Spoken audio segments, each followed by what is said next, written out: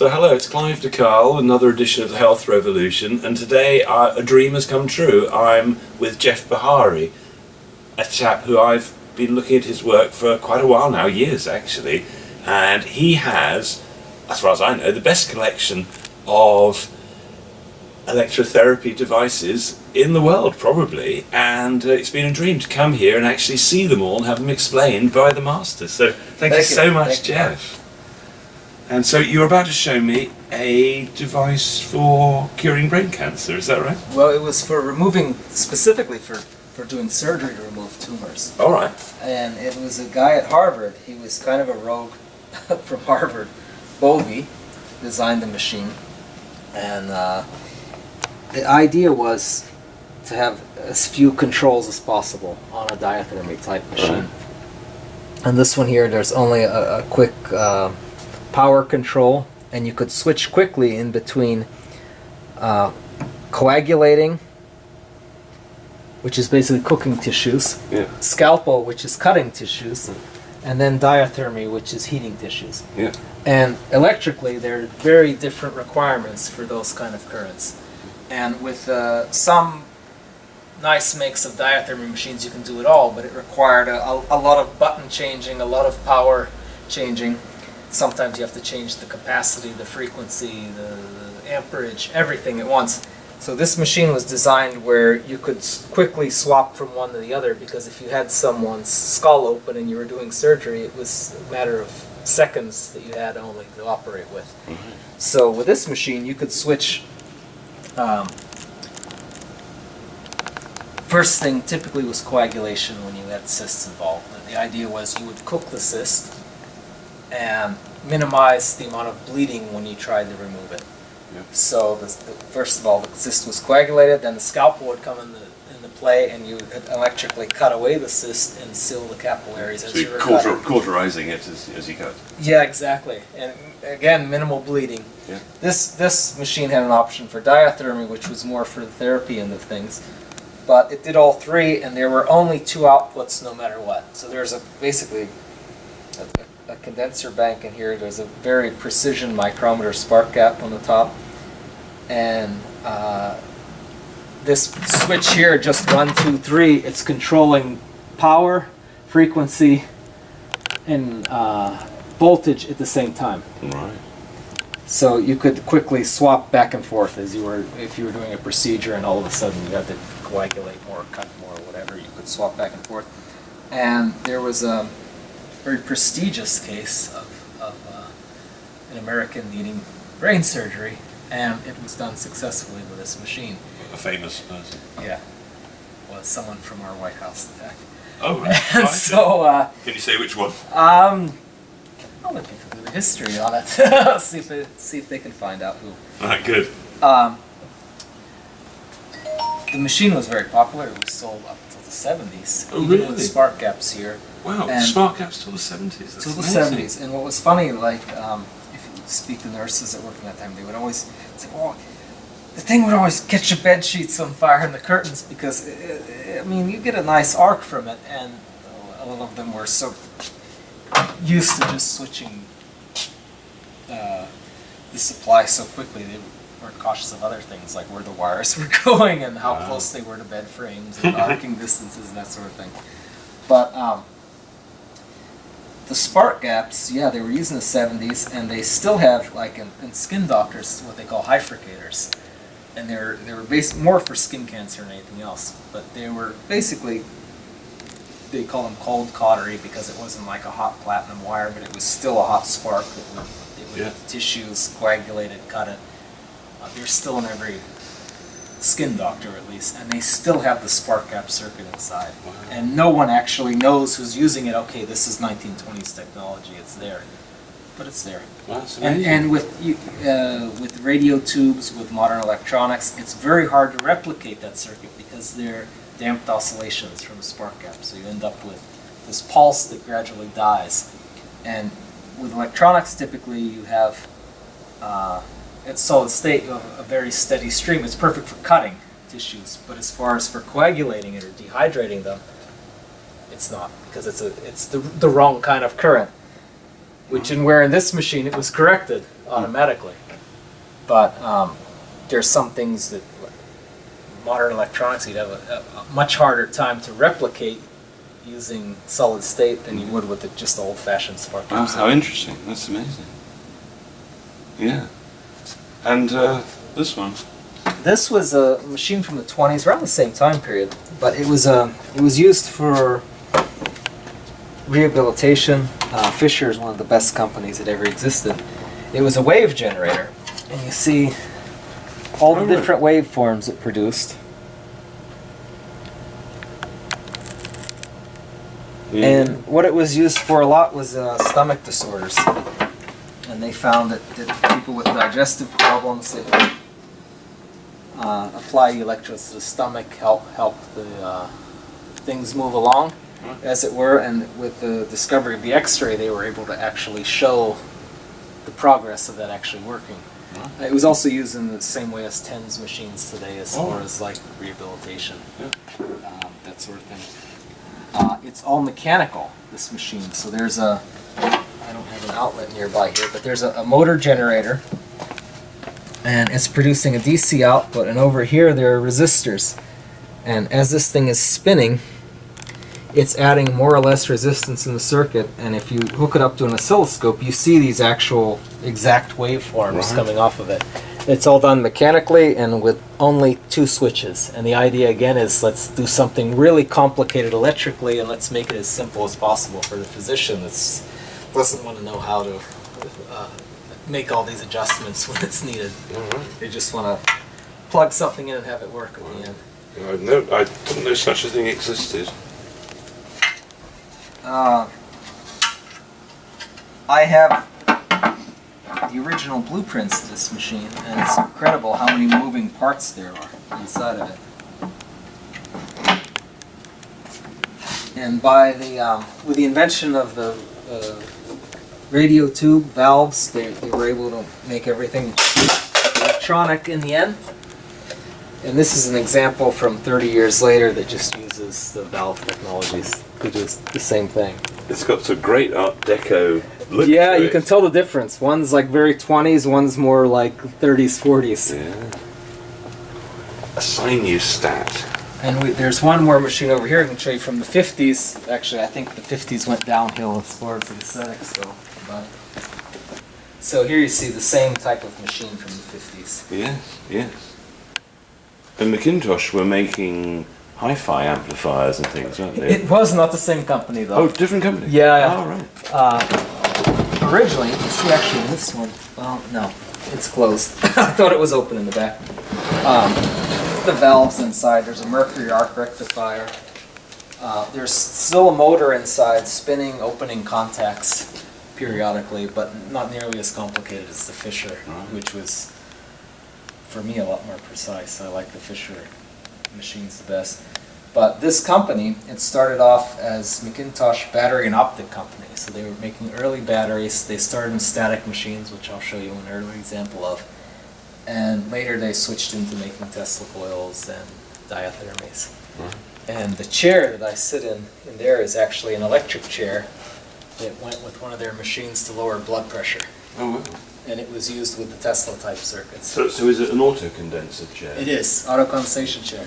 And it's one of the few to exist still. I'd love to see one because I wanted to actually, I was planning to make one for my HG Fisher.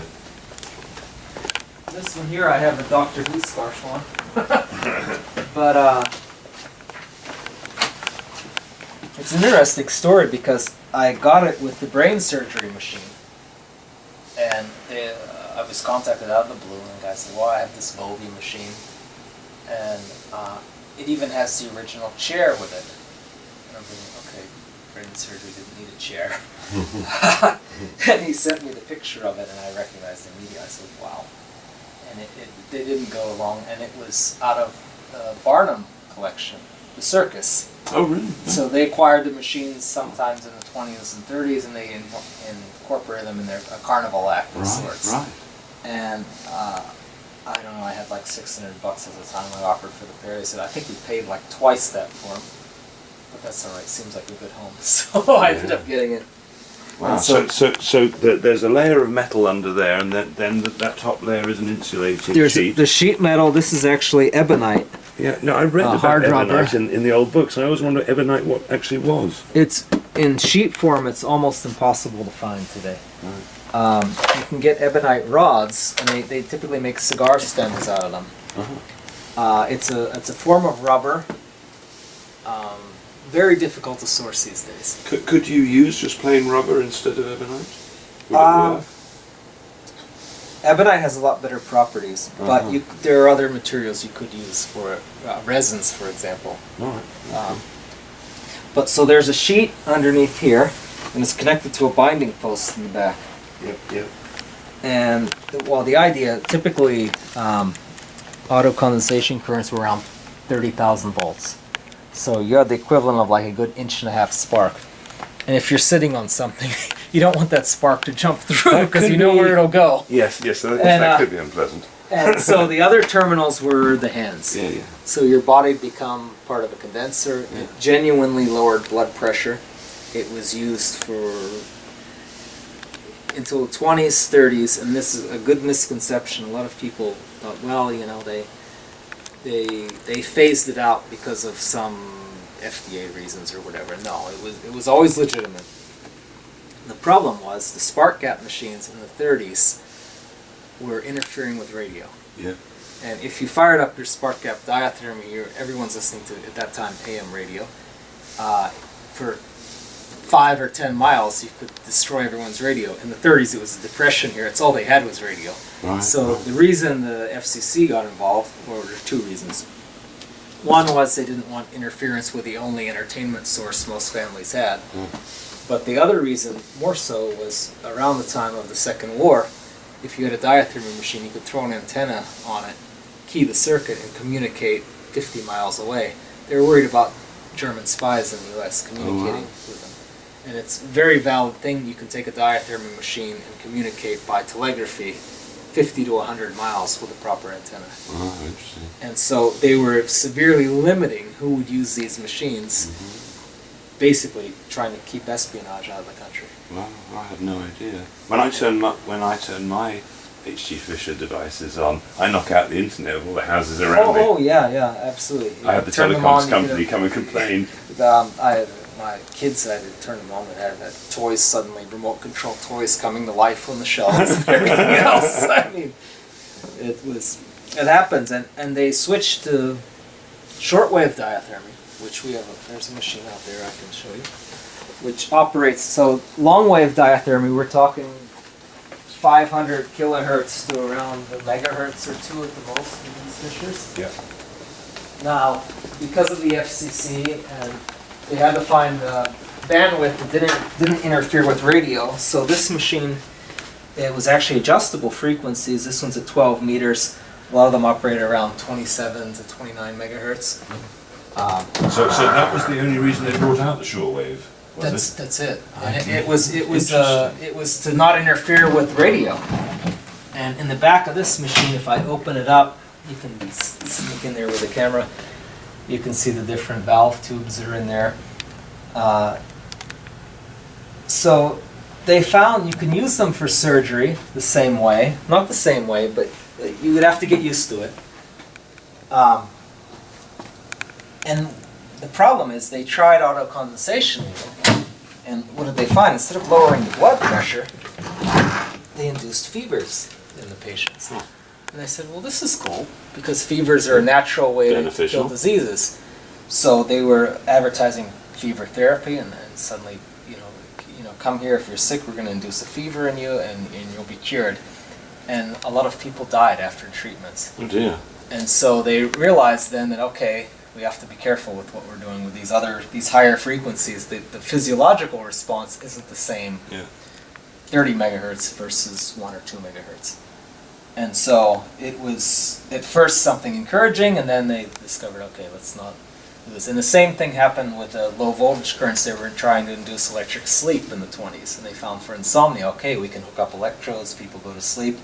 A lot of them didn't wake up. So it was slight snag there. Always learning curves along the way. But Shortwave, it was used 30s, 40s, 50s. Then they started experimenting with ultrasonic waves next. And the problem with ultrasonics were the early ones weren't pulsed. The more modern ones, they pulsed, and you had to constantly move the electrode around. And if you didn't, you could actually break the bones inside of someone and start dissolving the bone tissue. Whoa. You wouldn't notice. I mean, if you just feel heat inside, the same as regular diathermy. They learned, though, the hard way. Okay, people were getting hurt from it. So they switched to a pulsed ultrasonic system. That was working. And then after that, they changed to microwave technology, where they would have actual magnetrons similar to a microwave oven to heat people. And over the years, they changed. And the biggest reason was because they were using the frequencies for other purposes. So, you know, once we had radio first, and we started getting into television and FM radio and all this. And so they changed the frequencies over time. They tried to change the technologies to match with them, but the responses weren't always the same, and they had to limit maybe the applications of how they used them.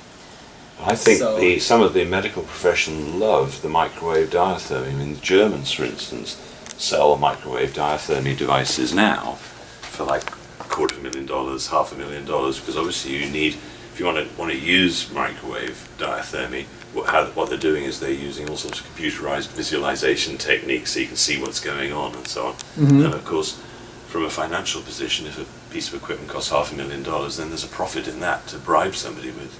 No, sure. That's always the case. And with the auto condensation chair, I think I'm right that Tesla was the first one to come up with that design. Is that right? Tesla, not so much. It was. It goes back more to D'Arsenval, Right. Okay. who was working with it. And they started off. There were two methods. One was to make the body a condenser. So you would sit in the chair. You'd be one plate of a capacitor. The other plate would be in the chair. Yeah. The other way was inducing it through coils. And so there were coils that looked like almost like bird cages. There would be spirals that you would actually stand within, Right. and the currents would be induced in you. And of course, you could feel the heat if you were holding Geisler tubes; they'd light up. There, if you touched your fingers, you could get an arc sometimes between the two. So it was all they were used therapeutically for the heat, but the blood pressure was the big thing. You can lower your blood pressure on that chair in 20 minutes. If you're not careful, you'll pass out when you get up, because it was never permanent, so you'd have to go 2-3 times a week for these treatments. I see. But at a time before they had accurate medications, it was the only solution. And it worked. And it worked, there was a solid foundation for it working. And it was just phased out because technology's changed, and you know, we couldn't interfere with people's radios, so all of a sudden, and these things fell off the map in a way. And it was coincidentally at the time drugs were being developed too. So they always totally coincidence. Take over. Nothing to do with the money. Yeah, absolutely. But that's how it went.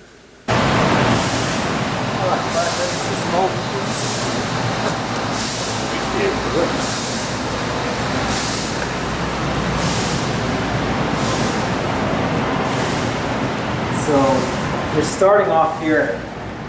The oldest part of these machines date back to the 1700s. Wow. And this machine is the oldest. It was found in a barn in Philadelphia. And this part I made, the rest of it was there. But it was a typical static machine, static generator from sort of 1790s period. Yeah.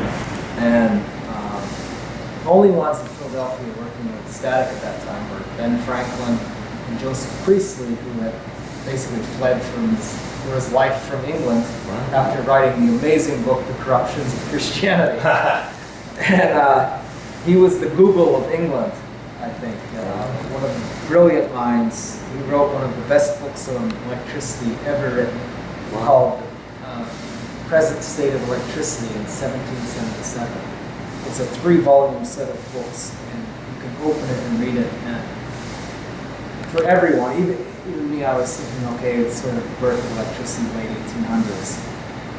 The things Priestley documented from the 1700s were 99% of people never heard of before. And he was amazing. He was friends with Franklin. He had to run. I have found receipts, this isn't original, but where Nairn of France did send Franklin a small static machine of his design. This could be it. It's in a barn in Philadelphia, so who knows? Not many people could afford a static machine at that time. And it's certainly from the time period. And I have a magazine here. You'll see the London Magazine. London Magazine, August 1759. Gentleman's Monthly Intelligencer. And if you open it up here, Wow. there's an article, an account of the effects of electricity in paralytic cases. Benjamin Franklin, Esquire, at the time. Incredible. And he's describing people bringing him their sick relatives to cure with electricity. And he's shocking the daylights out of them with Leyden files, Leyden jars. Yes, yes. At that time in static, but they were, this is a, let's say, in between a pint and a quart size. It was using 4-gallon jars. Whoa. Which would be enough to launch anyone through the wall, basically. Wow. But he was describing paralytics who couldn't take their hand from their knee, being able to take off their hat after 4 days of shocks. Wow. And the problem is they would always regress back to being paralyzed. And Franklin said, well, you know, one problem, I'm not a doctor.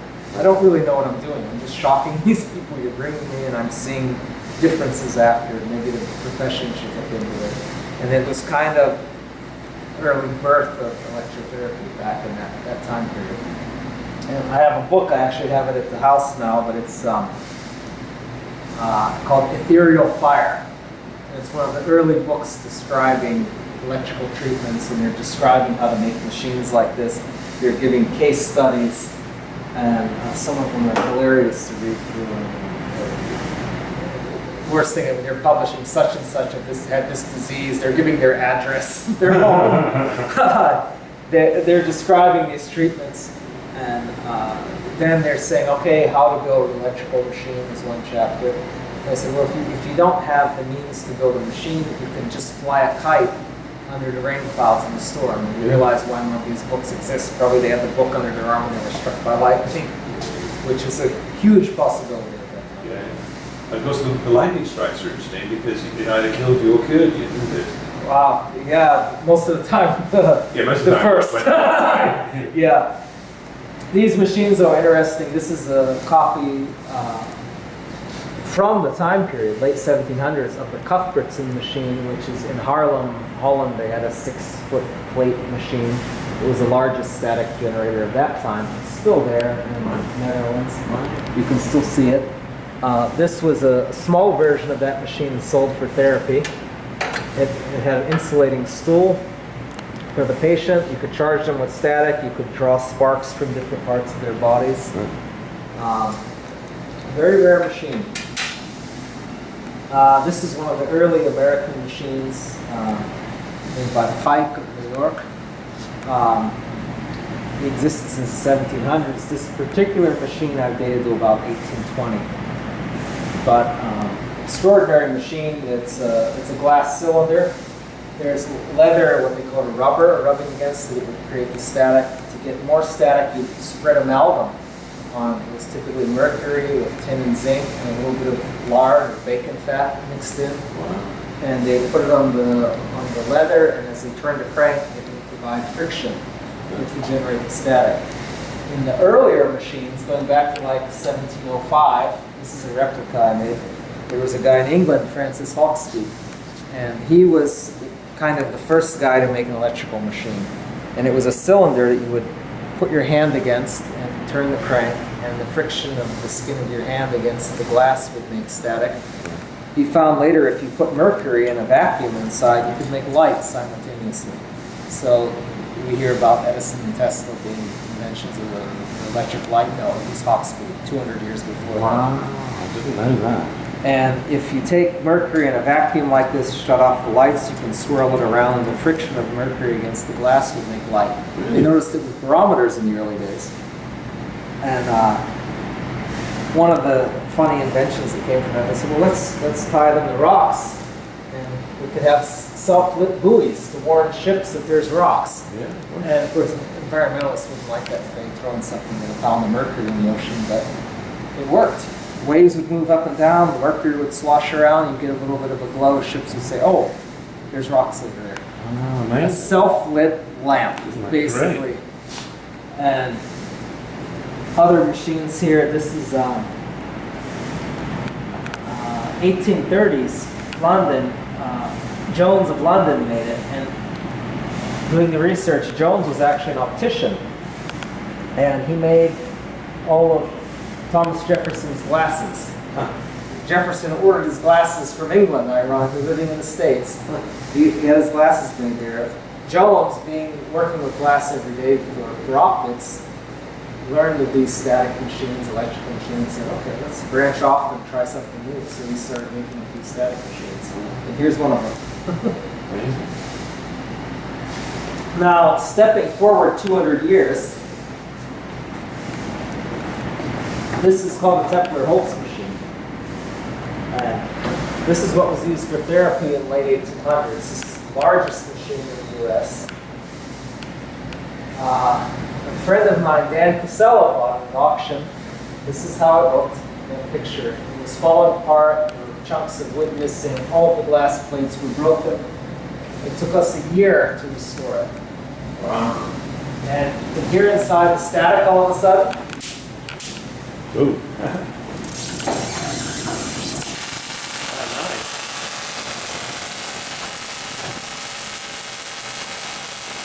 On a good day, get a $250,000 volts out of it. It's used for therapy with this crown.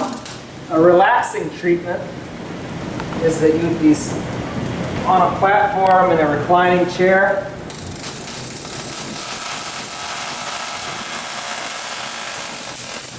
Grab hold of one end, you become charged, your hair stands up, you almost feel weightless. And you can feel the air around you changing. You wouldn't want to do this because you get the shit shocked out of you from the sparks, but it was a way of sedating people. And so people would go like this for a spa treatment. They'd go, they'd be charged with static, they'd relax, they'd feel better at the end of the day. Now, they also introduced sparks into the circuit for muscle type disorders, nervous disorders, and they're not pleasant. I mean, this here isn't too bad, but when you connect the Leyden jars to the circuit, it's very aggressive. Any small shock and your whole body convulses. So it was a type of therapy. Morton was the first to put capacitors with the circuit, and they had there was an argument who invented high frequency. Morton was arguing it was him, of course Tesla was arguing it was him, D'Arsenal was arguing it was him, Hilliard Thompson was arguing it was him. A lot of people developing the same thing at the same time. Yeah. Well, they say it's an ether, don't they? A good idea is floating around, and anybody in resonance with it should be able to pick up the idea. Everyone was working towards the same goals. And so once you had these machines, it was how do we make bigger sparks? How do we study this stuff more? So this machine came about. And the problem with these machines is humidity.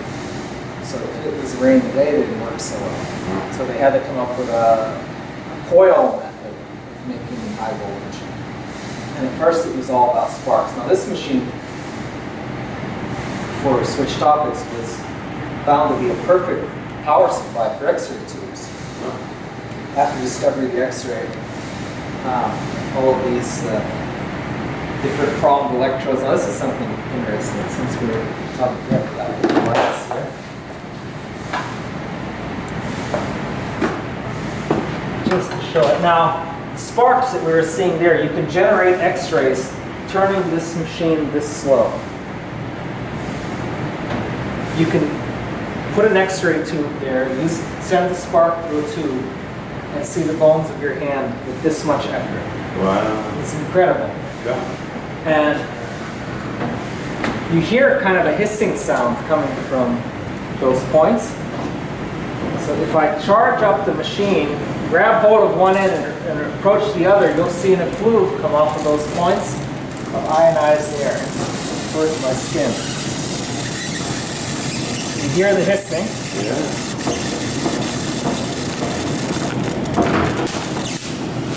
Oh, wow.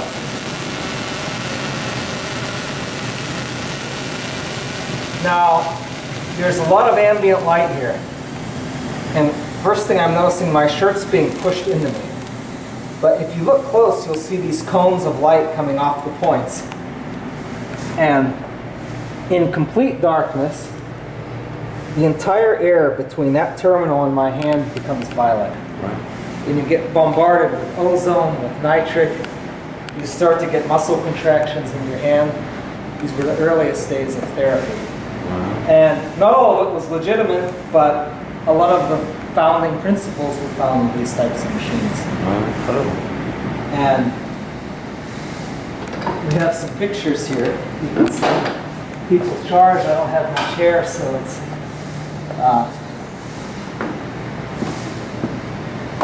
doesn't do me much good, but we were on the cover of BBC for 3 days in a row for one of their articles, which was fun. But girls, especially when they're charged, the hair repels itself, and so you end up looking like you have a lion mane. Oh, excellent. This is how the sparks look with the Leyden jars attached. They turn around 1/4 of an inch thick. You can puncture 6-inch glass with this machine from the sparks. So it becomes very dangerous after a while.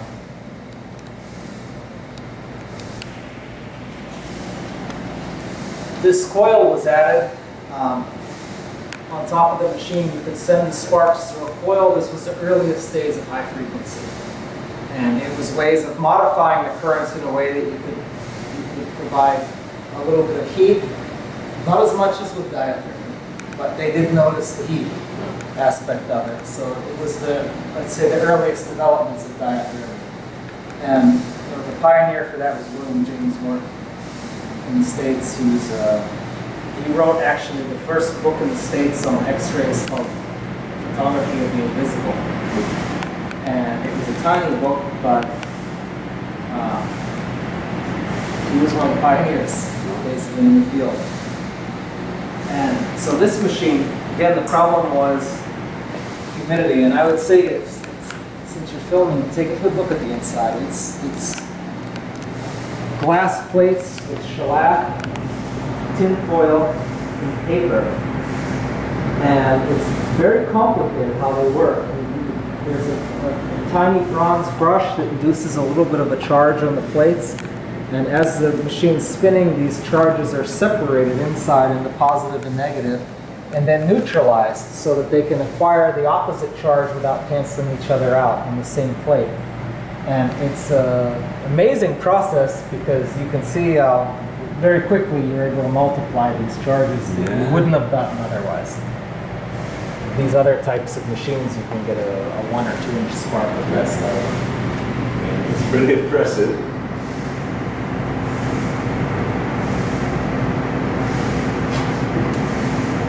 And the flat plates for these, this is kind of an interesting side item made by Clark. There's a glass cylinder in here. That's the equivalent of this principle. And you push the button and it spins. Now, this one needs restored. It doesn't make a spark, but if you look on the end of it, it looks surprisingly like a grill lighter. Yes, it does. And it was for lighting gas lights. And it was actually a miniature version of one of these machines to provide the spark to light a gas lamp. Excellent. And the mechanics are extraordinary inside of this thing. I mean, if you tried to make one today, it'd probably be $500 just to produce one. Yeah, I'm sure. But this is interesting, if I can distract you from it. Yeah. This tube reminds me of those pictures you see in the hieroglyphs of those giant tubes which are where you see like a giant person and a small person, various people holding them up. Are you familiar with that image? Some of them I've seen before. Because I mean, people say that those were early electrical devices. Yeah, I've heard many times. And the only thing I know as far as that I can say with confidence is a friend of mine has stood on top of the pyramids holding a live jar.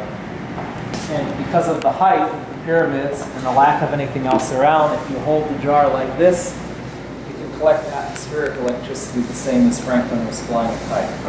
And so you're able to actually charge it, hopefully without getting struck by lightning or anything else at the time period. These tubes are actually early Crookes tubes. That pear-shaped tube is how Röntgen discovered the X-ray. This is something to maybe demonstrate. A friend of mine, Lutz Neumann, made it. It's a replica of Tesla's single-wire lamps. Is he the guy that's making those tubes that you see for sale? Neumann. Lutz he's one of the only glass blowers from, he's not from the time, he's hardly older than I am, but there was an original factory in Germany called Pressler. Originally it was Otto Pressler, who made these Geisler and Crookes tubes in the 1800s. His brother Rudolf Pressler took over in the 20s and 30s. Lutz is operating in the same building. Kursdorf, Germany, is a glass-blowing town, and they were famous for making Christmas ornaments and this sort of thing. Radiometers in the early days, they made these tubes.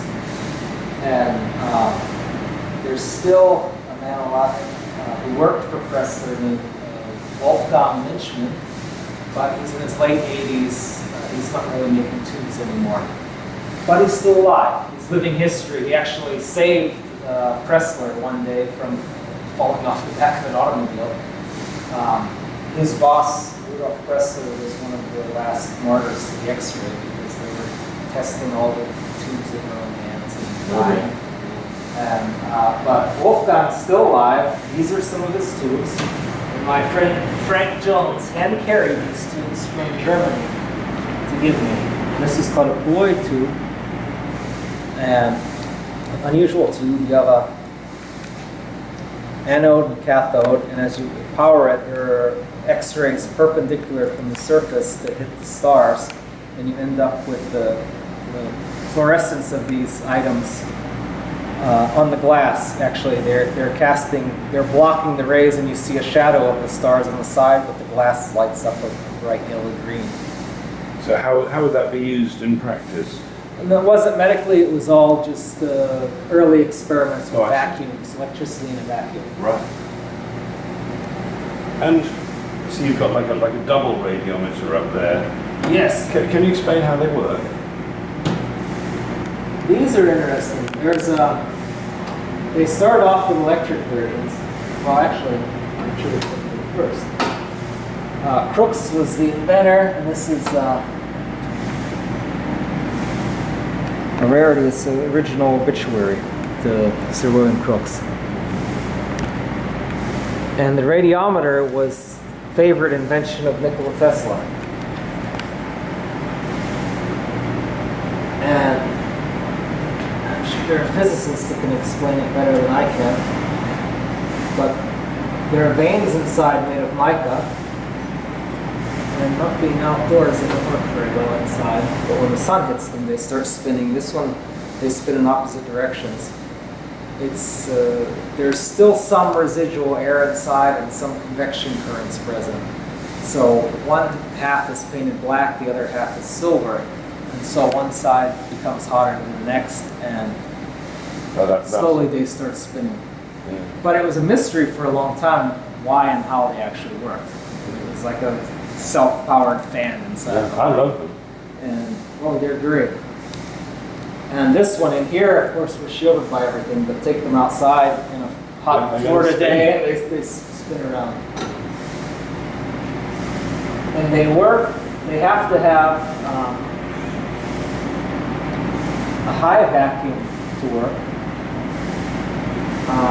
Electrically, you can have them without the painted surfaces, but you put an anode and cathode, and you can control with the polarity which way they spin. And they don't need the cathode rays themselves actually need the fan. Oh. And with those, they actually will work in a high vacuum or no vacuum. But if you have an in-between vacuum, they don't work. Like a Geisler vacuum, like in the violet ray electrodes, won't work at all. Right. But that's a bizarre looking one up the top there. This is, I have pictures of these. I recently took pictures of all of them and put them on archive.org. There's Jeff Behary, and there's books I published on some of these I've not heard of archive.org. Archive.org, it's the Internet Archive, basically, and it's kind of repository of knowledge. A lot of old books are published there. It's kind of this is called a persistence tube. There's nitrogen inside, and when you power it up, it glows pink from nitrogen.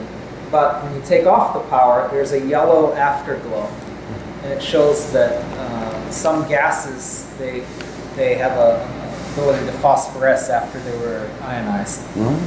And very elaborate looking tube, Isn't it? Okay. So on the floor here we have a heavy capacitor filled with oil. It's a tuning capacitor, and there are different capacitor values based on how you switch these knife switches on top. This was designed by Ken Strickfaden at Universal Studios. He's the one that designed all the coils in the Frankenstein films. He did over 100 films. His last film was Young Frankenstein. Yeah, great But film. he started off in the 30s with the original Frankenstein film. All the arcs in those films were real. Yeah. So when there was a spark across the screen, actors had to be cognizant of the fact they had been electrocuted at any point. He was a mastermind behind it, and I was fortunate enough to be left originals of his machines. I have some Tesla coils on top of the shelves over here. I can carry one over.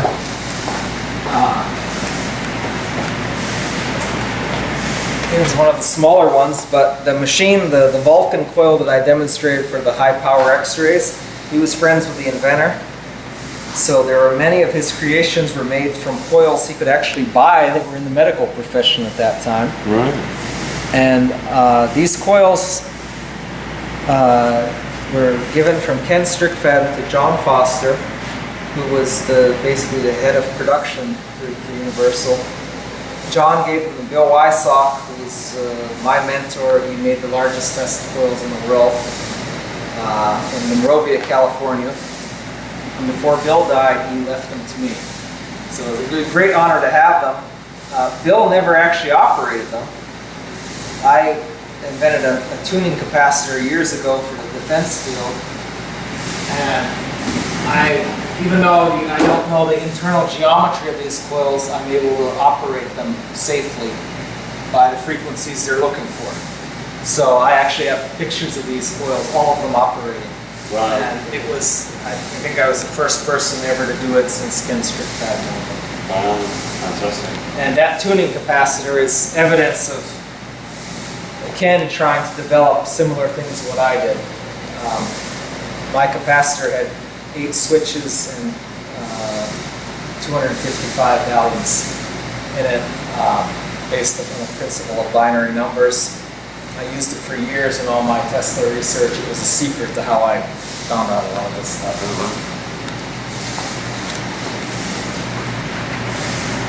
This is a big machine. Very unique. The problem with X-rays in the early days were that for doing a chest X-ray, it took time because it's the densest part of the body. And with the most efficient machines, it was still taking 30 seconds to do an X-ray. You can imagine how many times your heart beats in 30 seconds. So how can you get a clear picture of something moving? So some of the static machines, lesser current machines, were taking 10 minutes to do a chest X-ray. So in the middle of trauma, your heart's beating 120 times a minute. They need to make a clear picture. They didn't have the equipment. So a man named Snook developed this machine, and it's extremely dangerous. I ask if you stand back a bit. Right. This is a 10,000 watt X-ray machine, and back in 1905, you could make an X-ray of the heart in 200th of a second using antique technology, antique tubes. And the way this machine works. Am I far enough away? Yeah, you're safe there. There's a synchronous motor. And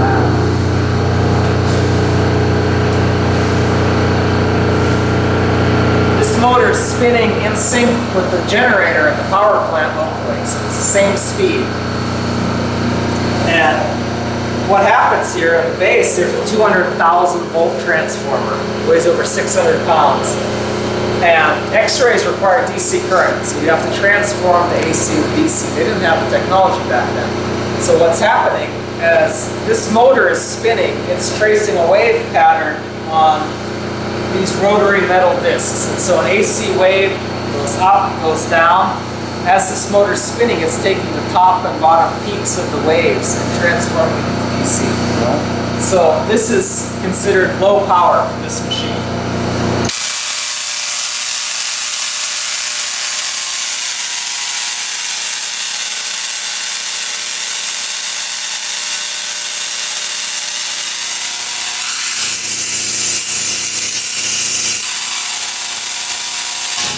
Now, I'm running it from a maximum of 1,000 watts right now.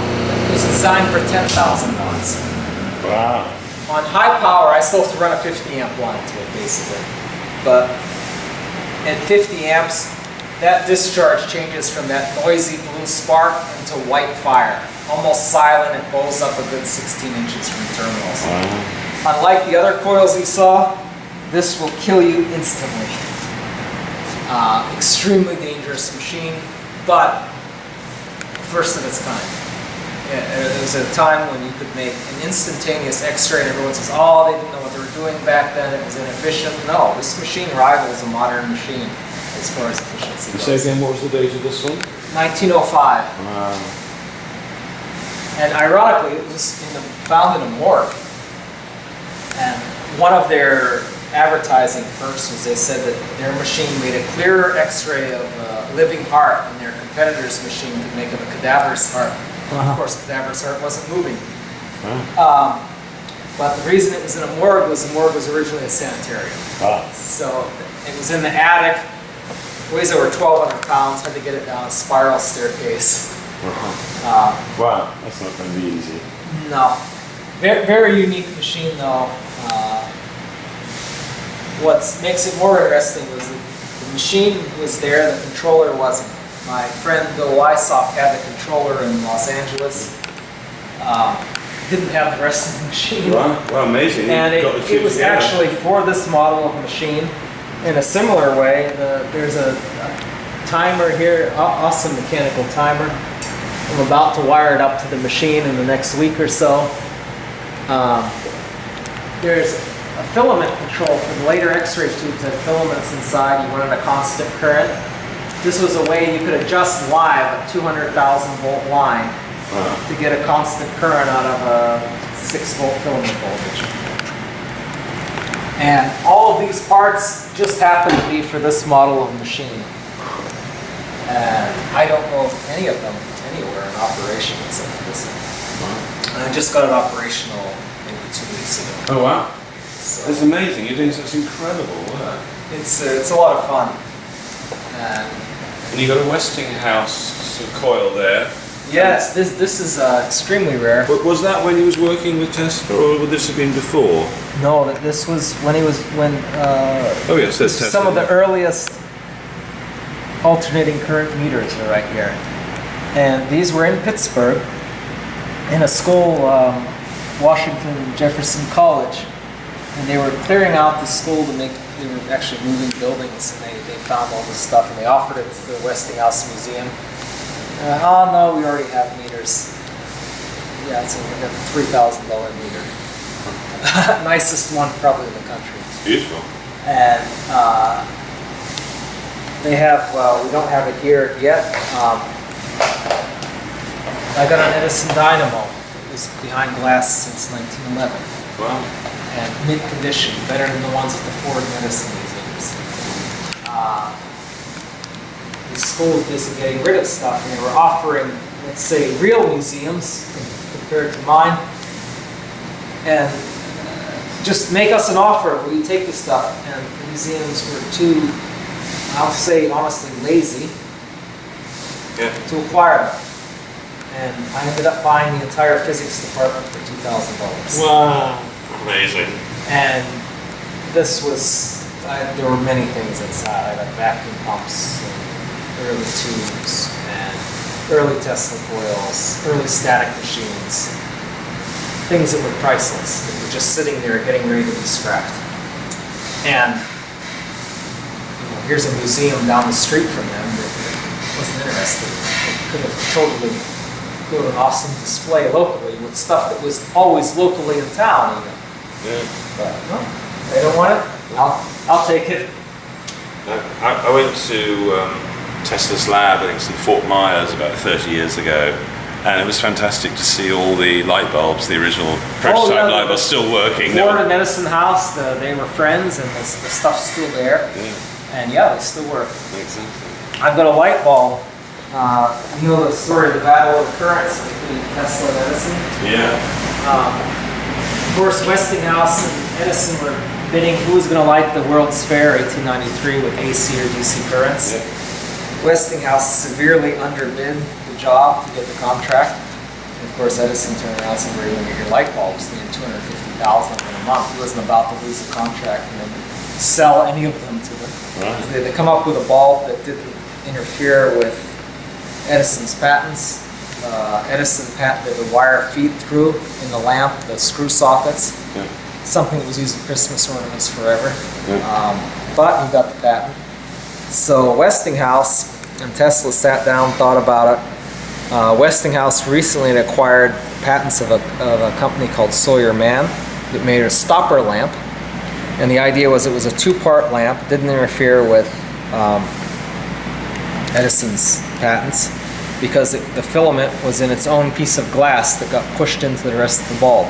Right. They backfilled them with nitrogen. It is a separate patent from Sawyer-Mann. George Westinghouse himself patented it. And unlike Edison, when Westinghouse patented something, it was his own idea. Yeah. When Edison patented something, it could have been his employee's idea. Exactly. It's one of the original bulbs. You can never light them because the vacuum goes over time and will burn out instantly. But that's one of the originals. Yeah, impressive.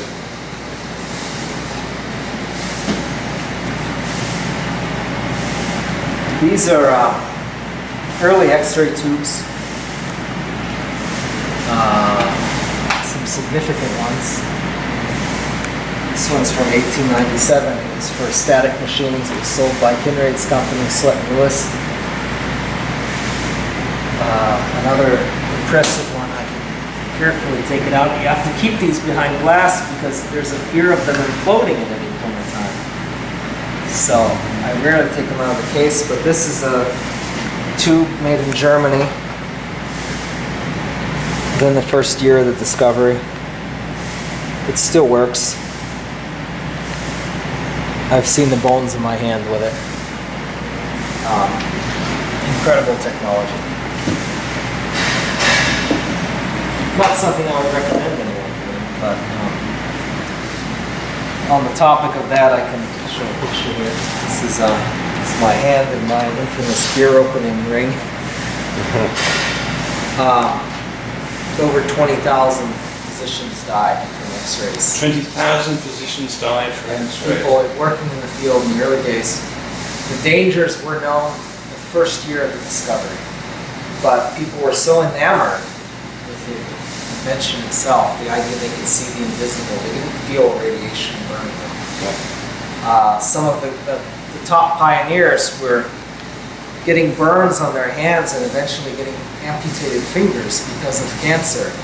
And they were walking around with their hands in their pockets because they didn't want to make people afraid of X-rays. They were checking in the hospitals under different names so that they didn't give their field a bad name. Wow.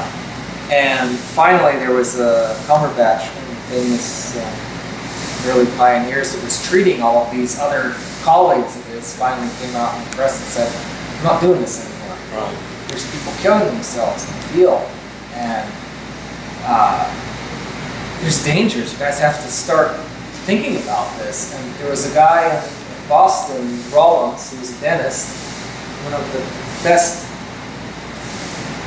people as far as understanding the physics of early x-rays. This man published unbelievable papers, but everyone hated him because he was kind of an arrogant old guy in his 80s, and Tesla would actually, Tesla published some nonsense in the papers saying, well, if you put up an aluminum screen, you can't get burned by x-rays. Of course, you're shielding some of the rays, but not all of them. You're shielding the scattered rays. And Rollins would say things like, yeah, the guy's an idiot. Of course, he got a bad name because he was just being frank with everyone.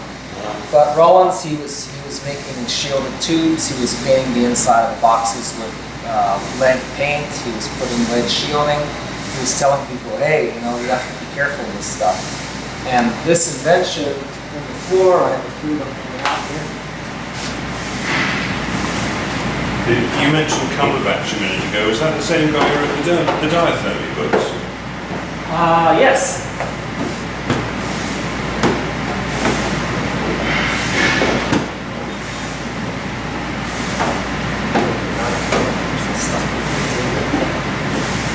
This, it's how that photo was taken. It's a fluorescent screen. It's cardboard painted with barium platinum cyanide, calcium tungstate, zinc sulfide, the different chemicals. It would glow under x-rays. And the idea was if you put anything in front of this screen that interrupted the x-rays, you'd see the shadows of the tissues on the screen. So you could look inside and see live x-rays. Wow. And you look How inside, good was that for your eyes, do you think? No, terrible. Yeah, of course, your head would be x-rayed the whole time. And so physicians, they got lazy. Instead of taking the x-ray plate and, you know, being on the other end of the room and having like equivalent of modern film there, it's so much easier just to use the fluoroscope. I want to use the darkroom, I have to develop stuff, and they'd stand there for minutes at a time, exposing themselves to live x-rays day after day after day. And so many of them died from that. Wow. So many of them got cancer. But the people who made these tubes, Green and Bauer is a good example, this tube on top. It was a company formed somewhere around 1904 or 1905, I can't remember which one. But it was two guys. They formed an x-ray tube company. One was a glass blower, one was a salesman. Within 2 years, the glass blower, because he tested every tube as he was taking the air out of the tubes in the vacuuming process, he would energize them. He used the fluoroscope. Once he saw the bones in his hands, he would seal off the tubes, knowing they were at the correct level. He died within 2 years. Wow. His partner, who had learned glass blowing since then, in the beginning, continued the company, doing the exact same thing, knowing that he would die within the same period of time. Gosh. And it was because it was in honor of his partner, who he saw his partner give his life to the field, and he did the exact same thing. That's slightly insane. It absolutely, but it was so common back then. And it was unbelievable how these people became so enamored with the field they worked in, whether it was making the tubes, whether it was developing the plates, whether it was physician just using x-rays as a diagnostic tool for the first time. It's had a psychological effect on them, and they completely ignored the dangers. And here I am, idiot, the same way, documenting these tubes, showing pictures of them operating. Could easily fall victim the same way. Oh, don't. Just don't. It's, Should we stand by? yeah, I can show you these photos here, from the Tesla family. And Bill Turbo, he was my good friend. He was Tesla's nephew's son. And he passed away recently. And these photos were in the family since the 50s, around the time that the Tesla Museum in Belgrade opened. But they're not the best of quality, but they were what they were putting out back in the 50s. And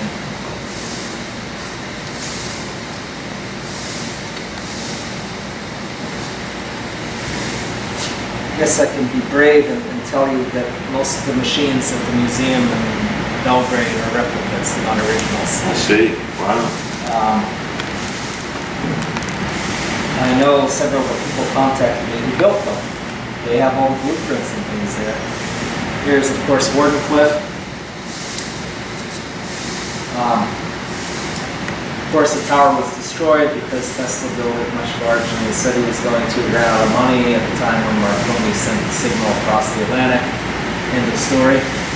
But his lab, Stanford White's last building, still there. And 2004, 2005, jumped the fence, walked right inside with a film crew. 150th anniversary of Tesla's birth, we were walking around his lab. AGFA, famous photo company, bought the property after Tesla lost it. And they used it, famous photography company. You had to send your negatives there to get developed. They had a whole processing plant. Of course, Tesla had a very large hole in the ground for grounding the system. They were dumping all their photochemicals there. So the land was declared a toxic wasteland. A friend of ours, Jane, bought the property, and there's a famous fundraiser for it. And they're building a museum. Hopefully something happens with that. My friend Frank and I drove over $30,000 worth of equipment to give to that museum. Cross country, hopefully it's going to be on display soon. I don't know the status of it right now. Famous picture of Tesla in Colorado Springs. Not very good quality. The amazing thing, the negative to this photo is about the size of the photo itself. The last plate negative is 18 by 22 inches. Wow.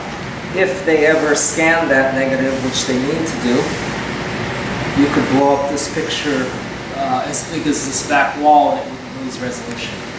The glass negatives were so high definition for their time. And who's got the glass negative? It's in Belgrade, the Nikola Tesla Museum. So it's surprising they have, I mean, for financial reasons, you'd think that they would reproduce it because a good high quality resolution image would sell like hotcakes. They published finally in the last few years some amazing books. Try and get a copy of one outside of Serbia, it's almost impossible. And it's a shame, really. Here again, replica of the AC motor. There was earliest AC motor in all of Tesla's. It was sitting on a television set in Ithaca. And my friend Bill Wysop bid on it. It was on eBay. I bid on it. He bid on it. I wasn't going to bid against him. He was prepared to take out a loan against this house to get the motor. Wow. And he ended up, final bid was something like $100. And our mutual friend Jim Hardesty went to see the motor. It was in Ithaca, New York, where we had a mutual friend that lived there. He went to the house to see it. One looked at it and said, "It's a real deal." Bill tried to sell it years later when he was in some trouble. And, it was brought to Pawn Stars, TV show, and they didn't think it was real. I thought it was a school model. Biggest mistake they ever made. That motor is now in the private hands of a friend, which is good. Pre-patent, two-phase alternating current induction motor. The fact that it still exists is amazing. Incredible. And today, this book I have an original. It might be here on one of the shelves. The induction motor, Tesla's pictured in the front. I have his nephew's personal copy of it signed in the front, which is interesting. His nephew incidentally invented the high-point gear. So invented the high-point gear. Right. His nephew was a mathematician, and automobiles in the 30s were always so high up off the ground because of the gearing mechanism used. His nephew invented a mathematically based gear that allowed the automobile to be about 6 inches lower to the ground. So all modern cars basically have one. The gear, cutting equipment, from what I understand, is still in Detroit. The guy was a mathematical genius. He not only invented the gear, but the machines to actually produce the gears. And while Bill was still alive, he said that as far as he knew, the machines were still up and running somewhere. So that's something So what are we looking at there? Rainy day. This is one of his oscillators. And I believe, again, it's a replica. But there was one idea was a steam-powered oscillator. It was a shuttle going back and forth. It would generate currents. Tesla said accurate enough to run a watch. Could have been. Here's a speedometer there. He wasn't the originator of the speedometer, but he patented a novel form of it. Waltham Watch sold it. I've had 3 originals. I don't have one here today, unfortunately. My friend who's in the museum in Las Vegas has it. This speedometer that they have there, I'm not sure if it's even Tesla design, but it's the only time in history I know of that Tesla did an injustice to someone else. And that speedometer was invented by a man named Steve Asquith, and he was a watchmaker.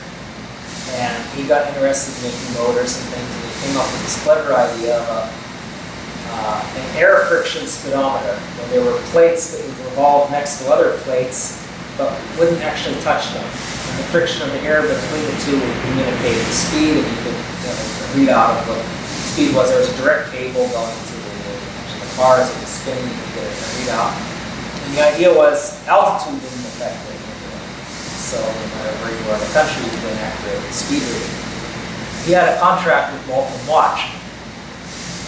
And the rest of the history is kind of vague. The family of this inventor contacted me when I published it. I had the Tesla speedometer. He said, "No, our grandfather invented that. Great grandfather." I just read it and said, "Yeah, I'm sure." But then they sent me early paperwork and documents. And I said, "Wow, he really did it." And then I looked at Tesla's patent, and it was nothing like the speedometer with his name on it. And as the story goes, I guess they realized that Waltham had used the principle of a Tesla turbine inside. Tesla threatened to sue the guy because he was trying to develop his turbine at the time. And apparently he took out a loan from his nephew, something like $30,000 to develop a patent for that. He ended up patenting the speedometer for Waltham Watch, which explains why Tesla would be associated with a watch company in a weird period of time, because the other guy was already developed it. And they made a bunch of royalties back, and Tesla got the money for the royalties. He never did pay his nephew back for the loan, which was kind of typical Tesla too. And this was his personal belongings, which are well buried, his hat, cane, copy of one of his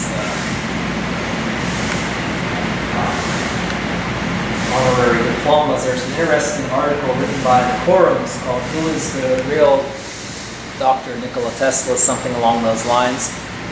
And it's an article just saying how many organizations gave credit to Tesla during his lifetime for his work, like honorary degrees. Here's a house, Milan, where he grew up. It's actually in Croatia, and Serbs and Croatians still argue to this day what Tesla was, because he had a house in Croatia, though he came from Serbian background. And even then, he answered the question tactfully, saying that he was,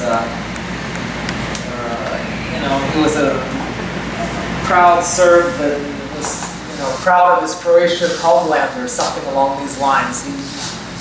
He didn't take sides That's good. when he could have. And when did they start writing Tesla out of history? I mean, when did they stop teaching him at school? Well, it's It's not that they stopped teaching him. He never really got the fair credit during his life. I thought he was quite a hero. Oh, he was, for sure.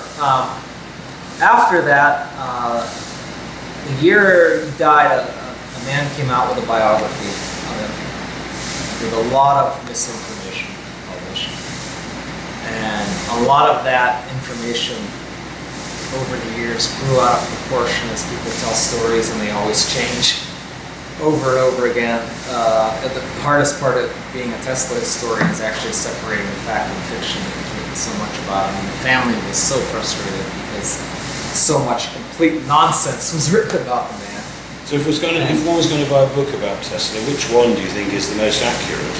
The most accurate biography was from Mark Seifert. He published very accurately Tesla's life and mentioned the flaws as much as the good attributes of him, which is what you need to do in that sort of situation. As far as his research, the best book ever published was Thomas Comerford Martin published Tesla's lectures. And Tesla published his own lectures that were really thin books. I have an original from 1893. But Martin actually published a series of his lectures in a thick book. You can buy it today for around $20, and it's worth it. Whenever you replicate Tesla's words to the letter, you can see the same results. And that's all I did over the years. Right. And it's why I was good friends with the family, because I just followed, all I was doing was following instructions. And everyone else that replicated his work said, well, I can do it better because I know this from today's perspective, and no one was able to ever accomplish anything. And my point of view was, no, I don't know better. I'm just going to do what the guy says and see what happens. And if you do it, it works every time. Brilliant. So the Corums also did it that way. Jim and Ken Corum, they were top physicists that replicated his work accurately. And a lot of people didn't. Let's say that. So I need to use the bathroom. Sure. Very well.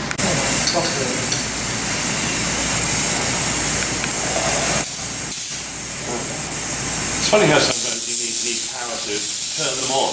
Yeah, they get stubborn. Now,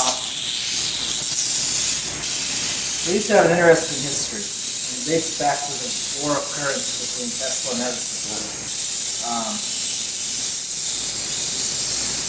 Edison published an article saying that he cured the blind with X-rays. And in Boston, there was a physician. Oh, it heats up really quickly, doesn't it? It does with these. The great thing about it, you can really control the current. It's not like the violet rays where you get this kind of really sharp spark. With this machine, you can That's very pleasant, isn't it? control the power, open up the gaps.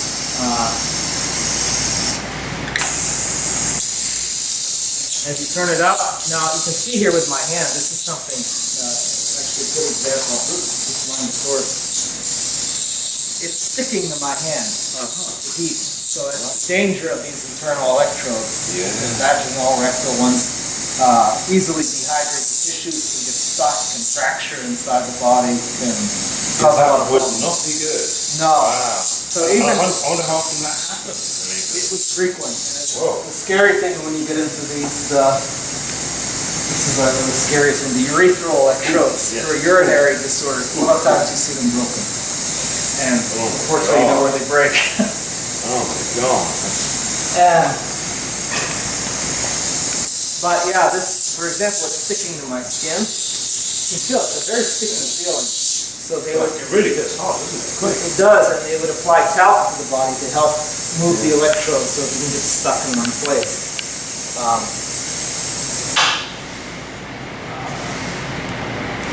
So one's got a unipole connector there. It's not Right. positive and negative. So would you say that's scalar?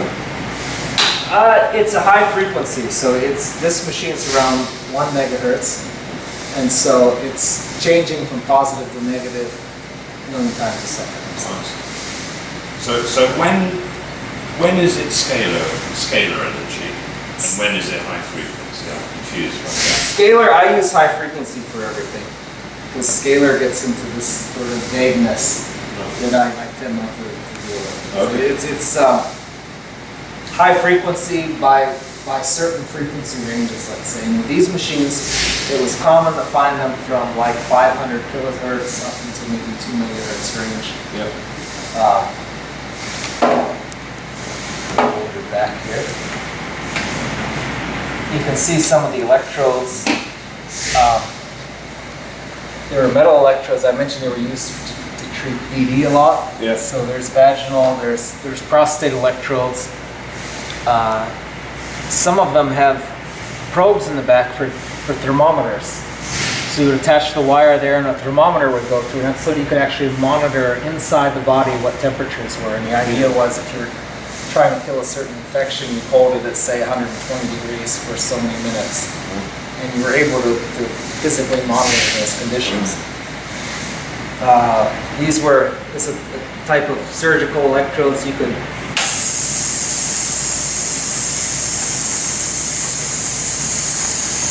show you here. This would charge this end, and it would send a spark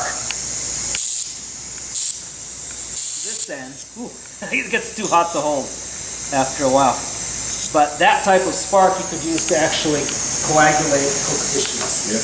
And they would recommend practicing with steak before moving to a patient. Oh, right. So I've taken actually I smell the burning smell on my hand. That's actually my finger. It just cauterized itself. Yeah, burning flesh I've never found a terribly pleasant smell.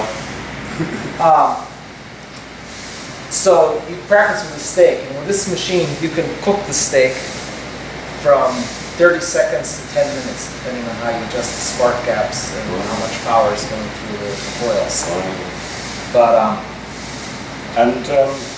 explain the dangers of the rectal electrode. The biggest problem was the intestinal gas. So people, I know the bondage crowd find these machines fascinating, and the problem is, gas ignites.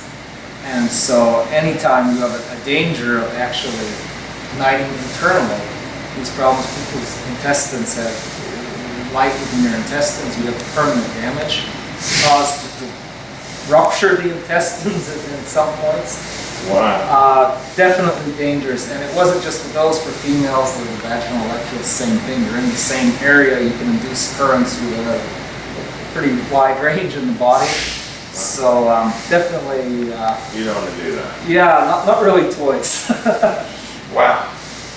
Though that crowd certainly seems to like the machines. It's very I bet they don't know the danger though. No, there's definitely danger. Even with the violet ray, simple small machines, there's always a danger present. And so with these machines, I mean, you can't deny there's physiological effects in the body, and with all of them come certain dangers, especially if you work around the eyes, work around the mouth. I mean, there's always problems that can happen. And several of these machines, these tubes, for example, one misnomer is that they give off UV. They don't give off UV, but the sparks from them give off UV. So you got to be careful around the eyes. You can get retinal burns. Some of these machines I've turned on inadvertently and woke up blind. Wow. For a period of, say, 4 to 6 hours. It's extremely painful. Not something you want to do. And it's from flash UV burns, basically. Now, these tubes, just to tell the history, it's important history, actually. Edison and Tesla, they were in the papers. Edison, to do one over on Tesla, said he cured a patient of blindness using x-rays. And there was a physician in Boston who was just beginning to play with x-rays. His name was Frederick Finchstrom. He was a teacher at Tufts who taught electrotherapy. He had a blind patient. He was experimenting with Geisler and Cook's tubes he was looking at in the other cabinet. And he's asking, trying to see if he could cure this woman's blindness. And what Edison didn't say is that his patient was blind from cataracts. So he was able to destroy the cataracts with the x-rays, and that's what cured them. They weren't born blind. but that was never put out in papers. Right. So Strong was experimenting with this woman, and she did describe something like flashes whenever the x-rays were present. And didn't cure the blindness, but she remarked that she would be a victim of migraines at the time, and that whenever she would go for these experiments, her migraines would cease. So he was using all different vacuums, all different properties of the tubes, so the only thing he attributed, maybe it was the Tesla currents. He was using a small Tesla coil to light these tubes. So he came up with the idea of let's invent blown glass tubes that could apply the electricity to the body where it wasn't painful, like with the static generators. And he's the one who invented the vacuum electrode. And this man, he published it in some journals. Everyone laughed at him. Within 10 years, there were dozens of manufacturers of these things. In the US, by the 20s, over 50 manufacturers. And of course in Europe, they started too. So this guy never really got credit for it. He published an interesting book called High Frequency Currents. It's one of the main books on the subject. How this man I've got that book. It tells you how to make everything. So it does. The catalogue at the back of all the parts you could buy. That's High Frequency Apparatus by Curtis. Yeah, that's right. Now Curtis, that book, what makes it interesting, and I know Curtis's son, still alive. Everything, transformers, Tesla coils. He describes in great detail how to make everything. How old do you think he was when he published that book? Well, he must be young if his son's still alive. Well, no, at the time when he wrote the book. So no, his son's in his 90s. Oh, I see. So you tell me. he was 19 years old. Right. 19. It was a 19-year-old kid that wrote this book. And when you read it, you think this guy must be an electrical engineer in his at least 50s or 60s to have such an understanding of this. No, it was just a kid. Oh, amazing. And now Strong, he was interested in electricity. He got interested in x-rays. And he visited a man's house in Boston named Kinnery. And at a time when they were just x-raying the hands and seeing the bones of the hand, he went to this man Kinray's house and he saw x-rays of the entire human body. And as it happens, that's what got me into the field. I read Strong's book 25 years ago. It inspired me to open a museum. And the story of Kinray was particularly interesting for me. And I found Kinray's home back in 2005. And the equipment that Strong described seeing in his home was here. Oh, brilliant. That's so Strong, his first experience with x-rays, he was visiting this house of Kinraid in Jamaica Plain, Massachusetts. And Kinraid was a competitor of Tesla, a promoter of Tesla at the same time. But he became interested in electricity. He came from Canada, and he was working at the Biltmore Hotel. And Tiffany in Reed was a company named Jewelry, Tiffany Company. Yep. But the Reeds were spiritualists. And they went to stay at this hotel, and they saw Mr. Kinraid, and they said, wow, it's the reincarnation of our son. And they approached him, and they said, basically, they asked if they could take him in. Basically, they lost their son, and they saw their son and this man and said, look, you know, we're aging, can you take care of us? We'll pay you $20,000 a year. This was in the 1890s, it was a lot of money. So he built this mansion in Boston. He took up electricity. He became rivals with Tesla at the time. He patented his version of the Tesla coil the same years as Tesla's early patents. I became interested in him and the story because of Frederick Strong. And I ended up finding Strong described he called it a Tesla-Thomson coil of Kinraid's design, operating in kerosene by around an 8-inch induction coil. It was operating under oil at a spark gap and interrupter of Kinraid's design, and he was seeing whole body x-rays with this machine at a time when everyone was struggling just to see the bones of the hand. Now, this is the remains of an 8-inch induction coil, and you can see that the sections of the coil have been removed to study. And There are over 5 miles of wire in one of these coils. I'll show you one of the early ones later. But Kinraid took this concept and made the sections wider apart. Now this machine's falling apart because I found it in the back of the toilet tank. In Kinraid's lab, because Kinraid was wealthy, in Tesla's lectures you read about these oak boxes carefully lined with zinc and soldered. Nightmare to actually build one to make a box watertight, lined with metal.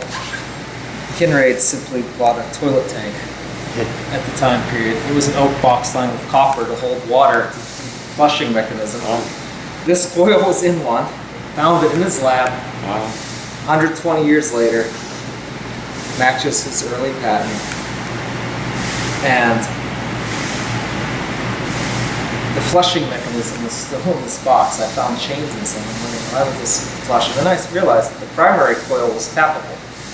So he could adjust the frequency of this coil, but of course, to adjust the frequency, you wouldn't want to reach your hands in a vat of kerosene, so you could flush the toilet, drain the oil out, make your adjustments, pour the oil back in, and the realization that this is how he was making x-rays in 1897 in Boston. Strong witnessed them. He began experimenting with x-rays on this blind patient he had and inadvertently inventing the violet ray electrode the same year after the realization. Now, Kinraid was fascinated with electricity. This is one of the things I found in hidden rooms underneath his house. There were whole networks of rooms. His house was a 25-room mansion. Below the house were rooms that there was a secret staircase inside of a safe. Basically a vault room where he had a safe, and there was a button on the wall. You could push it and the wall moved, kind of like a science fiction film. There was a staircase leading down. There were animals that he still hunted on the walls. There were 4 rooms, and more rooms I knew were there that I couldn't find the entrances to. But Kinraid, his hobby was photographing electricity because he knew there was something to it more than what people understood. And on the floor here, I have some examples. I have several hundred of these. But he would balance these photographic X-ray plates on top of his coil, turn them on for a split second, and the light from the sparks would develop the plates. And so this is positive electricity.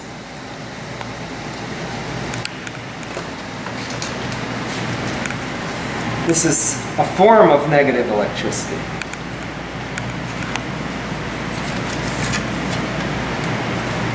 This was a form of positive electricity. And the reason I'm saying a form is that whenever you start introducing high frequency into the picture, the waveforms change and the appearance of the electricity changes on a large scale. And of hundreds of negatives I found in there were a lot of anomalies. And one thing I saw was positive and negative electricity joined back to back. And at times when they should cancel out. And I ended up appealing to NASA experts to come and explain it. And luckily in Florida here we have those. Some of the top lightning experts in the world showed up at my house. They looked at the negatives and they realized that he was replicating lightning forms called sprites that were 50,000 feet up. He was doing it in the lab. I replicated his work. I was creating the same things. I have no idea what I was doing, but I was able to replicate them, show them that they could see with their own eyes this type of phenomenon. And Kinraid was doing it back then, and his main machine, which I have an original here that I'm restoring. This is a replica I built before I was able to find an original. And I had the prototypes that he made, which are in the cabinet here. You can see some of the early coils that he had just thrown in his kind of underground rooms on the floor.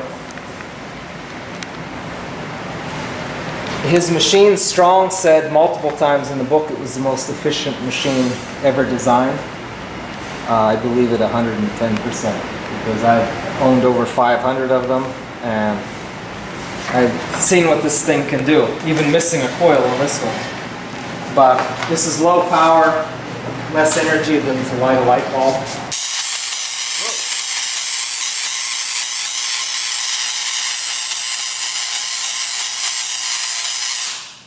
Less energy than to light a light bulb. That's Yes. amazing. Yes. And people tried it for therapy. They were getting bad results, mainly because the frequency was around 50 kilohertz. Oh. If you apply this to the body, you get a lot you're of gonna get contractions. muscular contractions with it. This tube, incidentally, is the only tube in existence we know of that came with that machine. It was an X-ray tube specifically to run off of Kinraid's alternating current machine. What Strong doesn't tell you in the book is that he was associated with the company. And he went into great detail about Kinraid's work because Sweat & Lewis was a company he was involved with. His company later bought the company, Electroradiation Company. There's history of these men. Strong was involved. He mentioned a man, Earl Ovington, in the book, which was a kid at MIT. He brought into, Strong wasn't very mechanical. So he was a doctor. He had this kid at MIT create his machines. Earl Ovington became the first airmail pilot. He ended up getting tuberculosis. He left for Europe because he heard of this new treatment being used there, electrical treatment. He was cured of it. He came back to the States. He took up airplanes. As a kid, he would pass Edison's shop every day and see these induction coils in the window and want to play with them. And he told Edison, there was an upcoming exhibition, he told Edison, I'll work for free for you if I can play with the machines in the window. Edison took him up on the deal. Later, if you've ever seen Griffith Observatory in California, there's a huge conical Tesla coil my friend Bill Wysock restored. The man who, Strong actually donated it there in the 30s. It broke down later. Kenneth Strickfaden, who's the man on the wall here, he's the man that did the props for all the Frankenstein films for Universal Studios, prepared the machine. It was a conical coil commissioned by Edison at a time when Tesla coils were all the rage. He was out of the picture because he wasn't building any. So he had this kid build Tesla coils. He didn't call them Tesla coils, but he put on a show at Madison Square Gardens in New York for a crowd. Tesla would show up in the crowd. And so here's this kid that knew Strong, that knew Edison, knew Tesla. What could be better at that time? He knew Mr. Kinraid, and a friend of mine, at the time when I was finding Kinraid's artifacts, there was a man, Robert Campbell, in Massachusetts. If I can find the pictures, they're on the wall over here. Sorry to walk you over this way.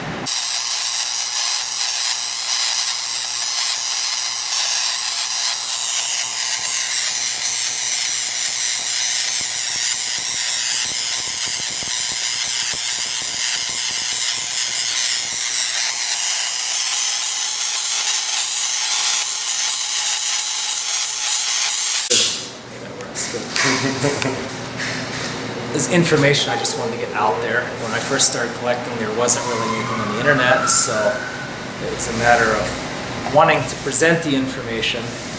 Then you learn the history with the quackery and everything. In order to protect the public, most of the history was confiscated, destroyed. And for me, being kind of underground artist, I don't like that idea at all. I think we should see history as it was and decide for yourselves what was bad, what wasn't, or let history speak for itself. Like if there's quackery, sure, talk about the quackery. Say why it was quackery. Say why something that started off legitimate went downhill because people were greedy, they wanted more money, they started putting false claims on things.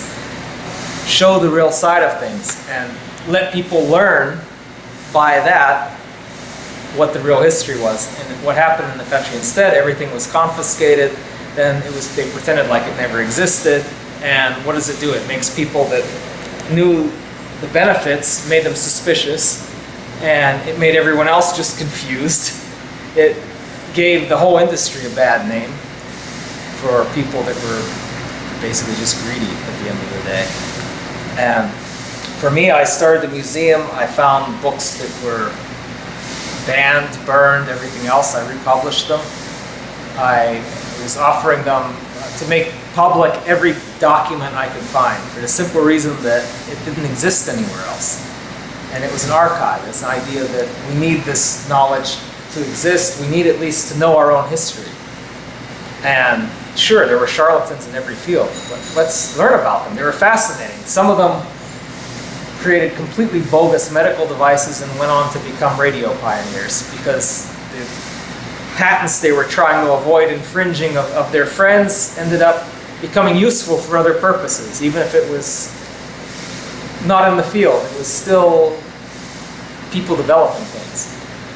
And so the idea was buy every machine I could, get them up and running, figure out how they work, document what was inside, try to find the stories of the people that made them, because that's what's interesting.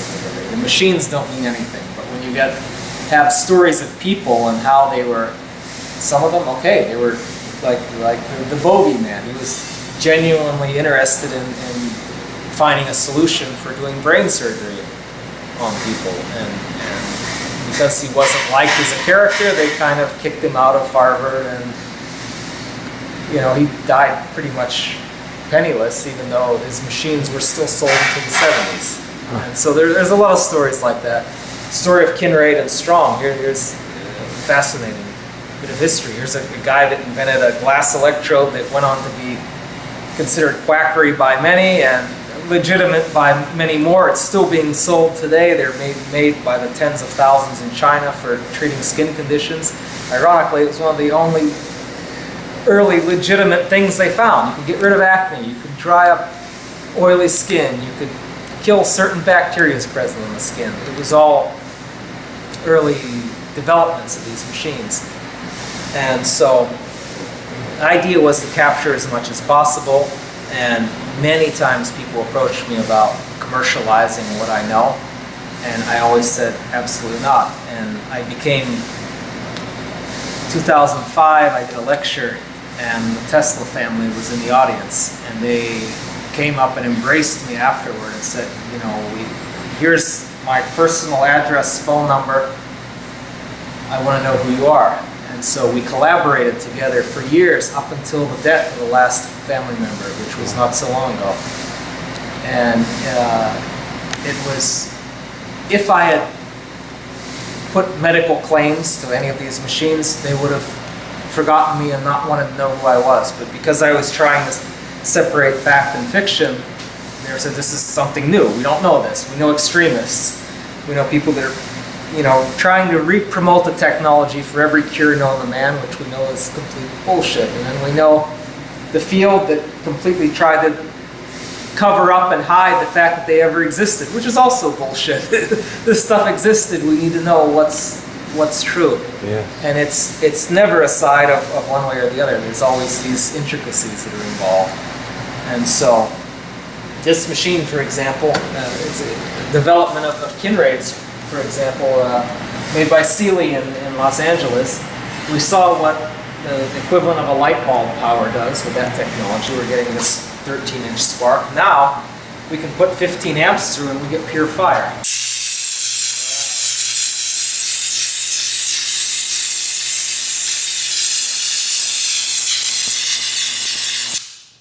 Same concept, a variation of this man's work, Nikola Tesla's. Portable X-ray machine. At a time you could carry it to your home. It weighed less than 50 pounds, which was considered portable back then. You could throw it on a horse and buggy if you had to. Never used illegitimately. It was used to produce X-rays. That's what it was sold for. The arson ball currents were used to lower blood pressure. It wasn't taken off the market for anything. Because it wasn't sold in any way that it wasn't truly intended for and genuinely worked for. Right. And so how would the X-ray have been taken exactly? What? In this example, this was just the power to a tube. Oh, so right. You would have a tube attached to it. The tube would light up bright yellow-green. I've documented tubes for years, how they operated. I've exposed myself probably to more x-rays than any living person. That explains so much. It does by this point. But it's a part of history. Like, if I didn't learn to operate all the tubes, I wouldn't know why they were made. Right. And there's a lot of history, even back to the X-ray discovery, getting back to Tesla. And Thomson, Edison, why were things developed? Why were things happening in history? A lot of times it was money. So there's Elihu Thomson, who was one of Tesla's rivals, and he had burned himself with X-rays generated from a static machine, and the history books say, well, it's because he was a humanitarian who was trying to show that X-rays were dangerous. And the reality is, the early form of Mr. Kinraid's company, Gustav Fry was the name of it in the early days, it later became Sweat and Lewis. They were selling static machines. They noticed that you had a much less likely chance to get an X-ray burn when you ran tubes from static. It was because the currents were so much lower. Right. But they were publishing, okay, you can't get an X-ray burn with this machine. So Thomson was selling his variation of a Tesla coil, a lot more current. You could definitely get X-ray burns with it. And so he did the experiment on his own hand, burning himself, documenting the process, because it's commercial. He wanted to show, hey, yes, my competitor's saying this, he's wrong, you can still get burns with that machine. Wow. And so the real reason was because he was a competitor. That's crazy. He didn't want to be outsold in his machines. And it was for a humanitarian effort. And at the time, Tesla was arguing incorrectly that X-rays didn't cause burns. Kinraid also. They weren't sure what exactly. Kinraid was using, he was making so many of these spark photographs, and there was so much nitric being generated in the air. He was saying, well, I'm getting X-ray burns from my coils without any tubes attached, so it must be the currents producing the burns, not the X-rays. And so he was using logic at the time, but the reality is it was X-rays causing the burns. Nitric, of course, can cause burns too, but no one was operating their coils in an environment where they were being surrounded by acids in the air enough to corrode bolts in front of your eyes like Kinraid was. And so it was all these stories, and the idea is you have to almost relive their experiences to be able to explain why they did the things they did. Well, very brave.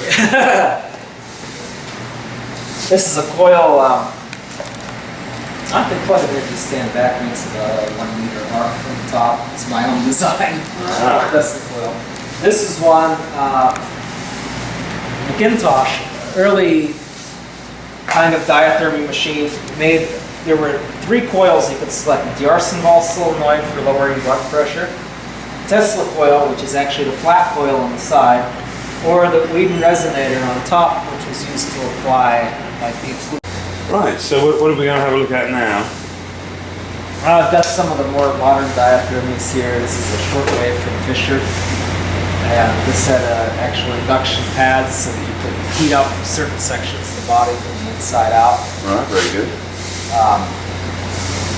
There were different makes of machines. This is a spark gap machine from Fisher, similar to the McIntosh Hogan. And the Allo machine makes about a 1.5 inch spark or so. So that's what, mid-20s or early 20s? Yeah, they made them up until the 30s, late 30s. This is a set of, this is from a collection of a man, David Genser, went by the name Darker Waters. This is a set of gold diathermy electrodes. These were for surgical use. So they'd be charged with the Tesla currents, and the needles could be plunged into cysts and coagulate them, basically cook the tissues. And knives were used to cut the tissues. And they were made of gold because it was non-reactive in the body. Very rare though. Very beautiful, isn't it? Did it actually work? Absolutely, absolutely. Why don't they use it anymore? Well, they do. Well, they use laser now.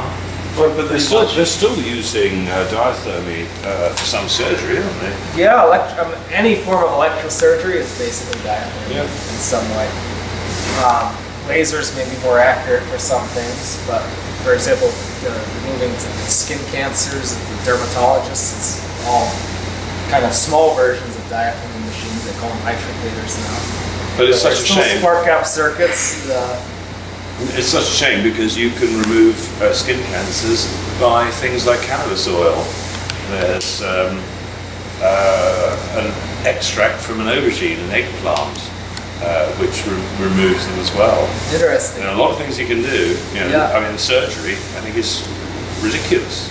For skin cancer, myself. Well, these machines were a lot of times used for really like malignant growths and things like that. Yeah. So, and at the time, the alternative was a scalpel. There was a much higher success rate with diathermy because of the fact that you were sealing the blood vessels. Yeah. With a scalpel, there was excessive bleeding. A lot of times you can remove a cyst and then reinfect the next part of the body because of basically spreading cancer cells. Yeah. Bleeding.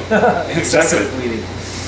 And it was still a very invasive treatment to get rid of it, but at the same time, the success rate was high. And what's going on here?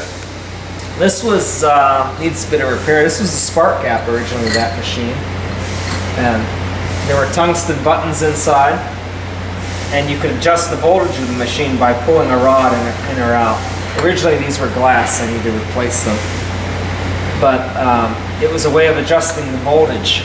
Huh? So for diathermy, of course, for like minor surgery, you might use an 1/8" spark, 1/4" spark to be able to do what you need to, where the potential of the machine was 1.5 inches arc. Right. So, of course, for the vacuum electrodes, you could use a 1-inch spark, there's no problem.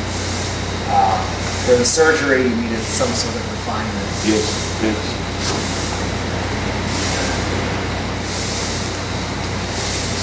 There's examples of UV lights used at the same time.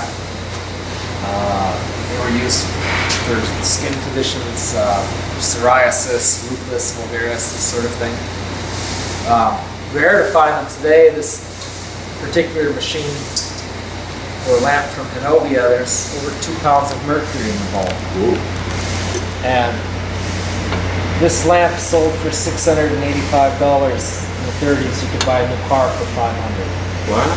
So, but it was used to treat water, to kill bacteria. Same thing we use ultraviolet radiation for today. They had a food processing plants for poultry. They get rid of salmonella on chicken, this sort of thing. Right. Legitimate technology, just at a time period where very few could afford it. Right. Yes.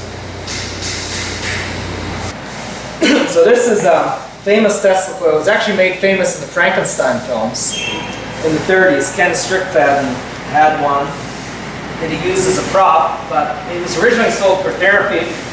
You have a selection of 3 different Tesla coils, or high-frequency coils. Wheaton resonator on top. It's to produce a spray of electricity, low amperage. Tesla coil on the side produces higher amperage for electrosurgery, for diathermy. And then the Arsenval solenoid, which is a bipolar treatment, it was used to lower blood pressure. So we'll demonstrate the top. One thing you'll notice that the field.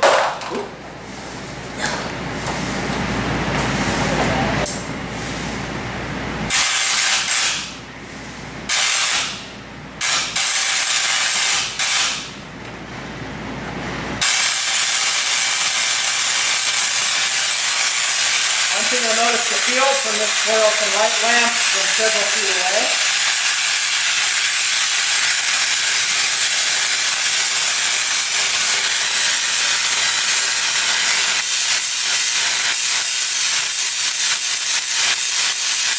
Now I'm taking that spark to a metal ring. If I took it directly to my skin, I could get burned. I feel like a gentle heat in my hand, but not really any pain. Now, we switch below to the Tesla coil. Now, this is the one on the side. For this, I'll take a piece of metal.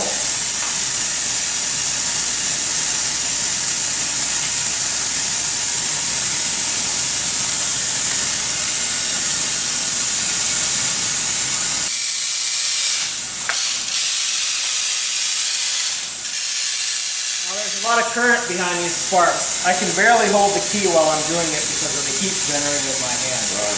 This is the basic elements of diathermy. The arcing ball, it's very similar to that last current. It would use the lower blood pressure. It's always between 2 poles instead of 1. But this machine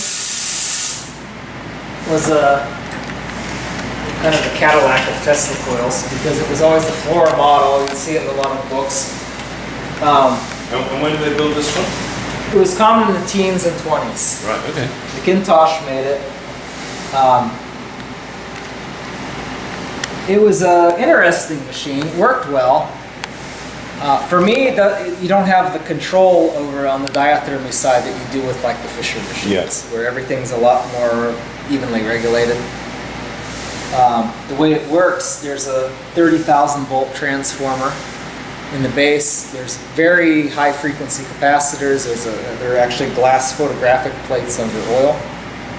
So the coils operate at a very high frequency in a several megahertz range, and it's why it shuts off cameras left and right. It wreaks havoc with things. But Yeah, it shut off our camera part way through. We had to start over and had to stand further back. It's this machine was a funny story from Bill Wysock. Actually, he was demonstrating these large Tesla coils in a convention center. It was a hotel actually. He said, "Oh, we had all these big coils operating. There was one small Tesla coil. The guy plugged it in. The elevators locked. The sprinkler systems went off. Whoa! and this is that type of coil. I mean, this one produces a 1 meter arc. This one produces not even a 1 foot arc, but it wreaks havoc with everything. But it was one of the classic floor model machines. It became famous in the Frankenstein films by Ken Strickfaden, who's this man.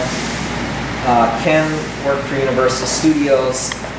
He had a small workshop at his house with a lathe and drill press. And all of those giant arcing machines you'd see in all the Frankenstein films, this man built. And he's very famous for it. And this heavy capacitor on the floor. Hey, can we turn the light back on? Yeah, 'Cause sure. I'm not understood. Okay.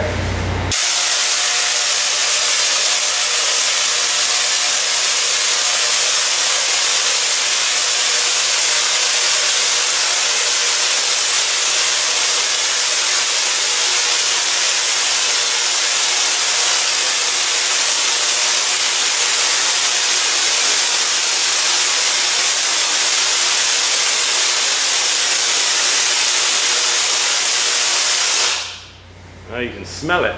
Oh yeah. Wow. That's great. So, of the American brands, which do you think was the highest quality? My favorite was Fisher, always. But the machines were always the difficulty of needing to have an insulated cable for the electrode. So there's always the inefficiencies you use from using a cable and the corona dangers of having arc and something along the way. Right. Their machines, I think, were definitely the highest quality. And so I've seen Fisher Spark Gap ones. Did they make ones that weren't Spark Gap? They did. I couldn't. Actually, I might have one over here.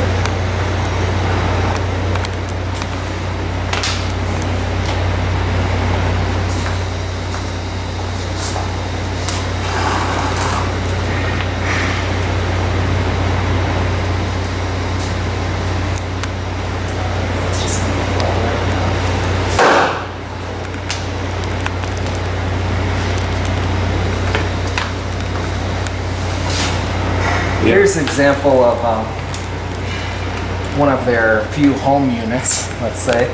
They were also sold to physicians as a low-cost machine. But this machine, instead of having the coil in a handle, it was contained in a box here. And the difference, the coil could be made much larger, and so you didn't have the issue of them overheating as quick. Right.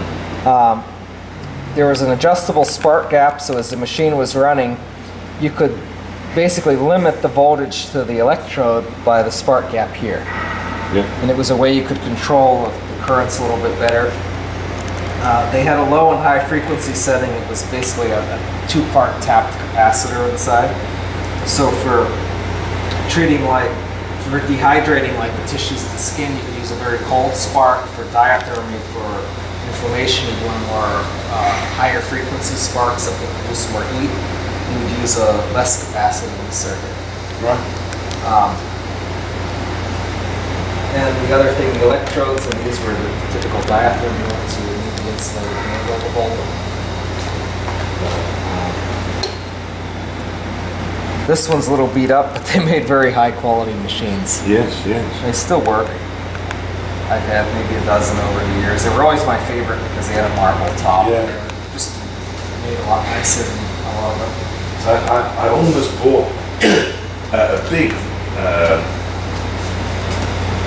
marble top one that was going to cost so much to ship it to England from the States. It just was hardly viable. Oh yeah, shipping's gotten really difficult now. And, of course, there's no such thing as insurance once you start shipping these things and they break. I did have my friend in Las Vegas has it now. There was in Germany and France, they made all the sets with all the fancy electrodes. In the States, they were always offered for sale, but you never saw machines with that many. Maybe at most it's maybe a dozen electrodes.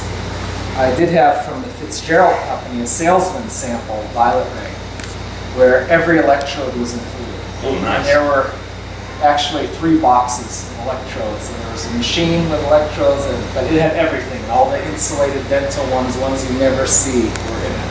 Right. And very rare find. First and only one I've ever seen in the States that had all the electrodes. And you've got a Keeley motor, is that right? I have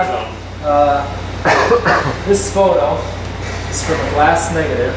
It was found in Mr. Kinraid's home. That motor is very famous. I have Keeley stock certificates from both the States, and there was even a Keeley stock certificate company in Mexico. Kinraid and Keeley were close friends, and when Keeley died, his company was pressuring him to reveal the secrets of his motor before he died, and he died before he told the secret. Oh wow.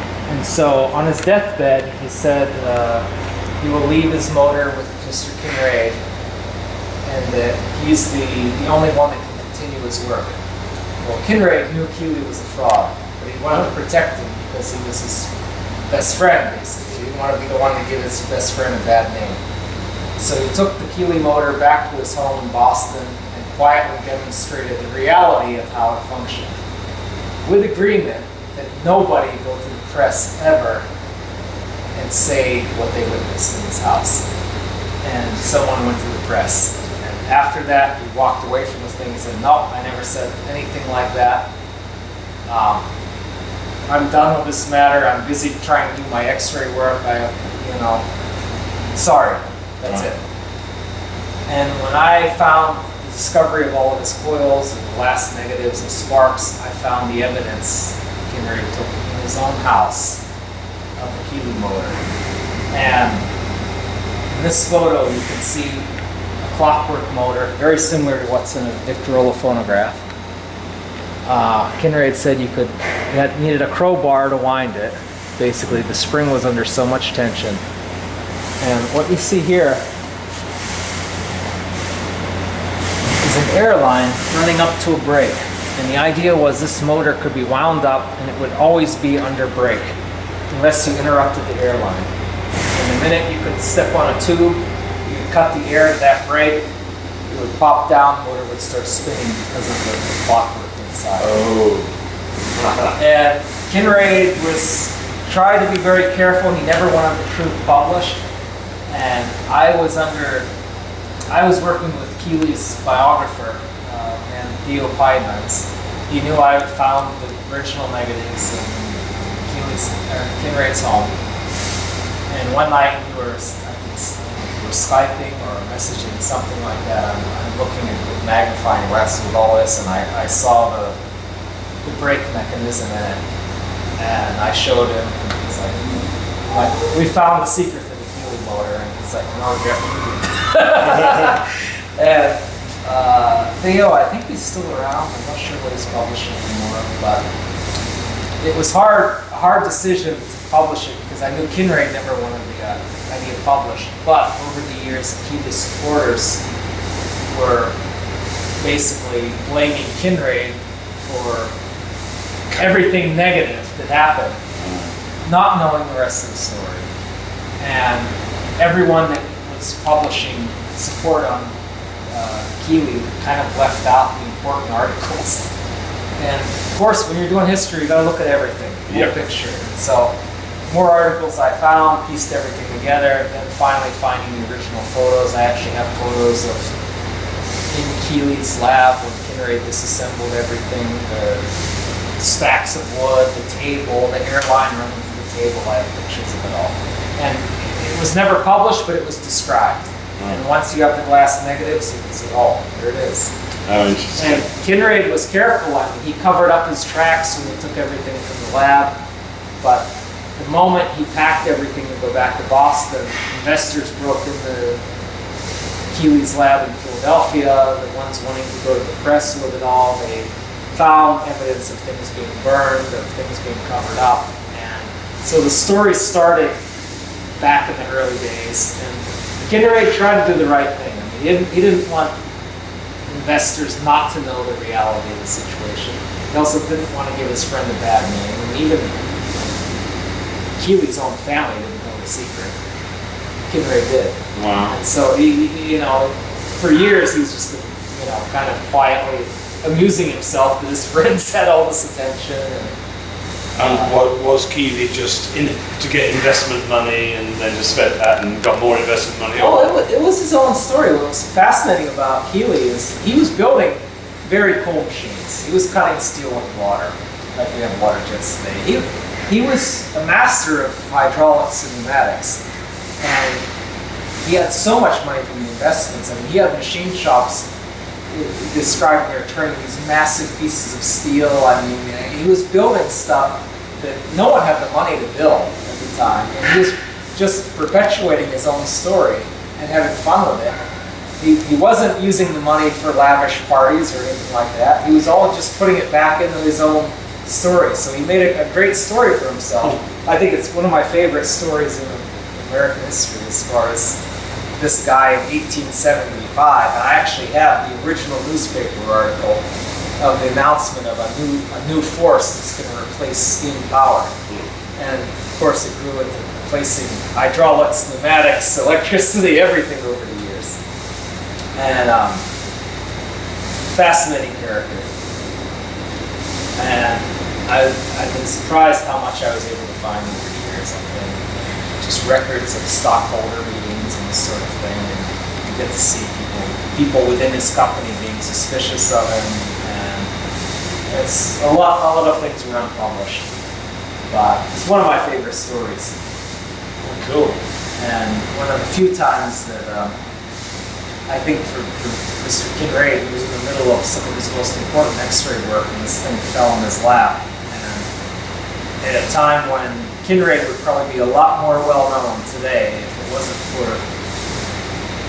Keeley motor kind of falling into his lap, and his only real, most of the press clippings in that of Kinraid are about the Keeley motor. Stacking up stuff going on his house. It should have been about his brilliant inventions, his X-ray work, his spark photography, everything else. And the world was staring at this guy who was doing very private research in his home at the time. Suddenly the whole world was looking at him like, okay, tell us how this thing works. So, interesting part of history. I can't tell you what it felt like to be in Kinraid's lab and to find boxes of these glass plate negatives rotting and to pick one up and see the Keeley motor. Amazing. I mean, it was brought me to tears. It was a fascinating thing. I can't believe what I'm holding right now. And then later to go through them, I shipped over 35 boxes of glass negatives that weekend back home. and to actually later go through them and find the other pictures in the series and piece them all together and put them on light tables, blow them up. And this bit of the Keeley motor in the negative was about this big on an 8x10 glass plate. The emulsion was washed away from rain and everything else. That's what remained. And look at the quality of that. You can count the threads and the screws that were used. And if you look close, there's curtains in the corner that have patterns of candlesticks on them. And there's an article I just got a scan of, perhaps the only known copy of this newspaper article. A Novel Theory of the Universe by Mr. Kinraid. Oh, there it is. And here's the same curtains. So that photo was taken in his laboratory. Right. And when I was there, of course, the curtains weren't there anymore, but this coil is the one we saw over there on the platform. Right. That's a pretty elaborate setup. What's going on there? It's all polished spheres he used on top of his coils to find resonance, to be able to modify the electricity into different spark forms. Kinraid was an interesting character. He was measuring sound waves into the hertz ranges that no one ever really experimented with before. He was doing a lot of work that wasn't published. And his electrical work is my favorite, because and even Strong talks so highly of him in his book. And that's what got me interested. And then seeing this flat coil style kind of replicating that kind of work, knowing that Tesla was so fond of that style of coil for his early tabletop oscillators. It's really, I spent countless years studying sparks like Kinraid in the laboratory using equipment very similar to what he was doing, from what limited knowledge I had of what he was doing, and the prototypes I found, and his patents, and whatnot. What a fabulously interesting time you've had. Oh, it was incredible. And I was buying early X-ray books, sometimes a half a week's pay, to acquire a book, hoping there'd be a sentence or two written about it. And over 10 years, as I found almost his life story that way, just finding bits and pieces, putting them together, eventually meeting his family. I knew more than his family did about him. And the cool thing though, I actually was able, his surviving family is less than a half dozen people. And I was able to reintroduce them to each other at different parts of time. Some of them never met. And I was able to restore one original machine for the family. So the family has a working X-ray machine of his design. It was burned out. It was in an abandoned school from the 1890s in Salem, Massachusetts. A 20-year-old girl found it, stole it, called me up saying what she had. I went there and met them with the Kinraid family. We crawled up a bed frame, through an asbestos-lined shaft up into the basement of this school, and were exploring for a better part of the day. Wow. I found so much technology and things there, and ended up running from the police at the end of the day because someone called the cops on us seeing us go into the building. And I ended up with that machine. She sold it to the family. It needed restored. I ended up rewinding all the coils in it, getting it up and operational again. Saw the X-rays in my hand with 50 watts of power going through it. Ah, cool. Incredible. But I think we probably better wind it up so you can finally go home. It's quite late tonight. Yeah. So thank you so much, Jeff. It's been absolutely fabulous. Thanks for coming. My pleasure. There'll be more here later. I mean, still building everything. Cool. Well, I look forward to coming back another time, Yeah. if I may. Yeah, of course. I'm looking for good luck. I've not been buying much anymore, but this is a talisman made by a friend. It's a meteorite that's 6.5653 billion years old. How do they work this out? You know? How do they know? Some kind of carbon dating.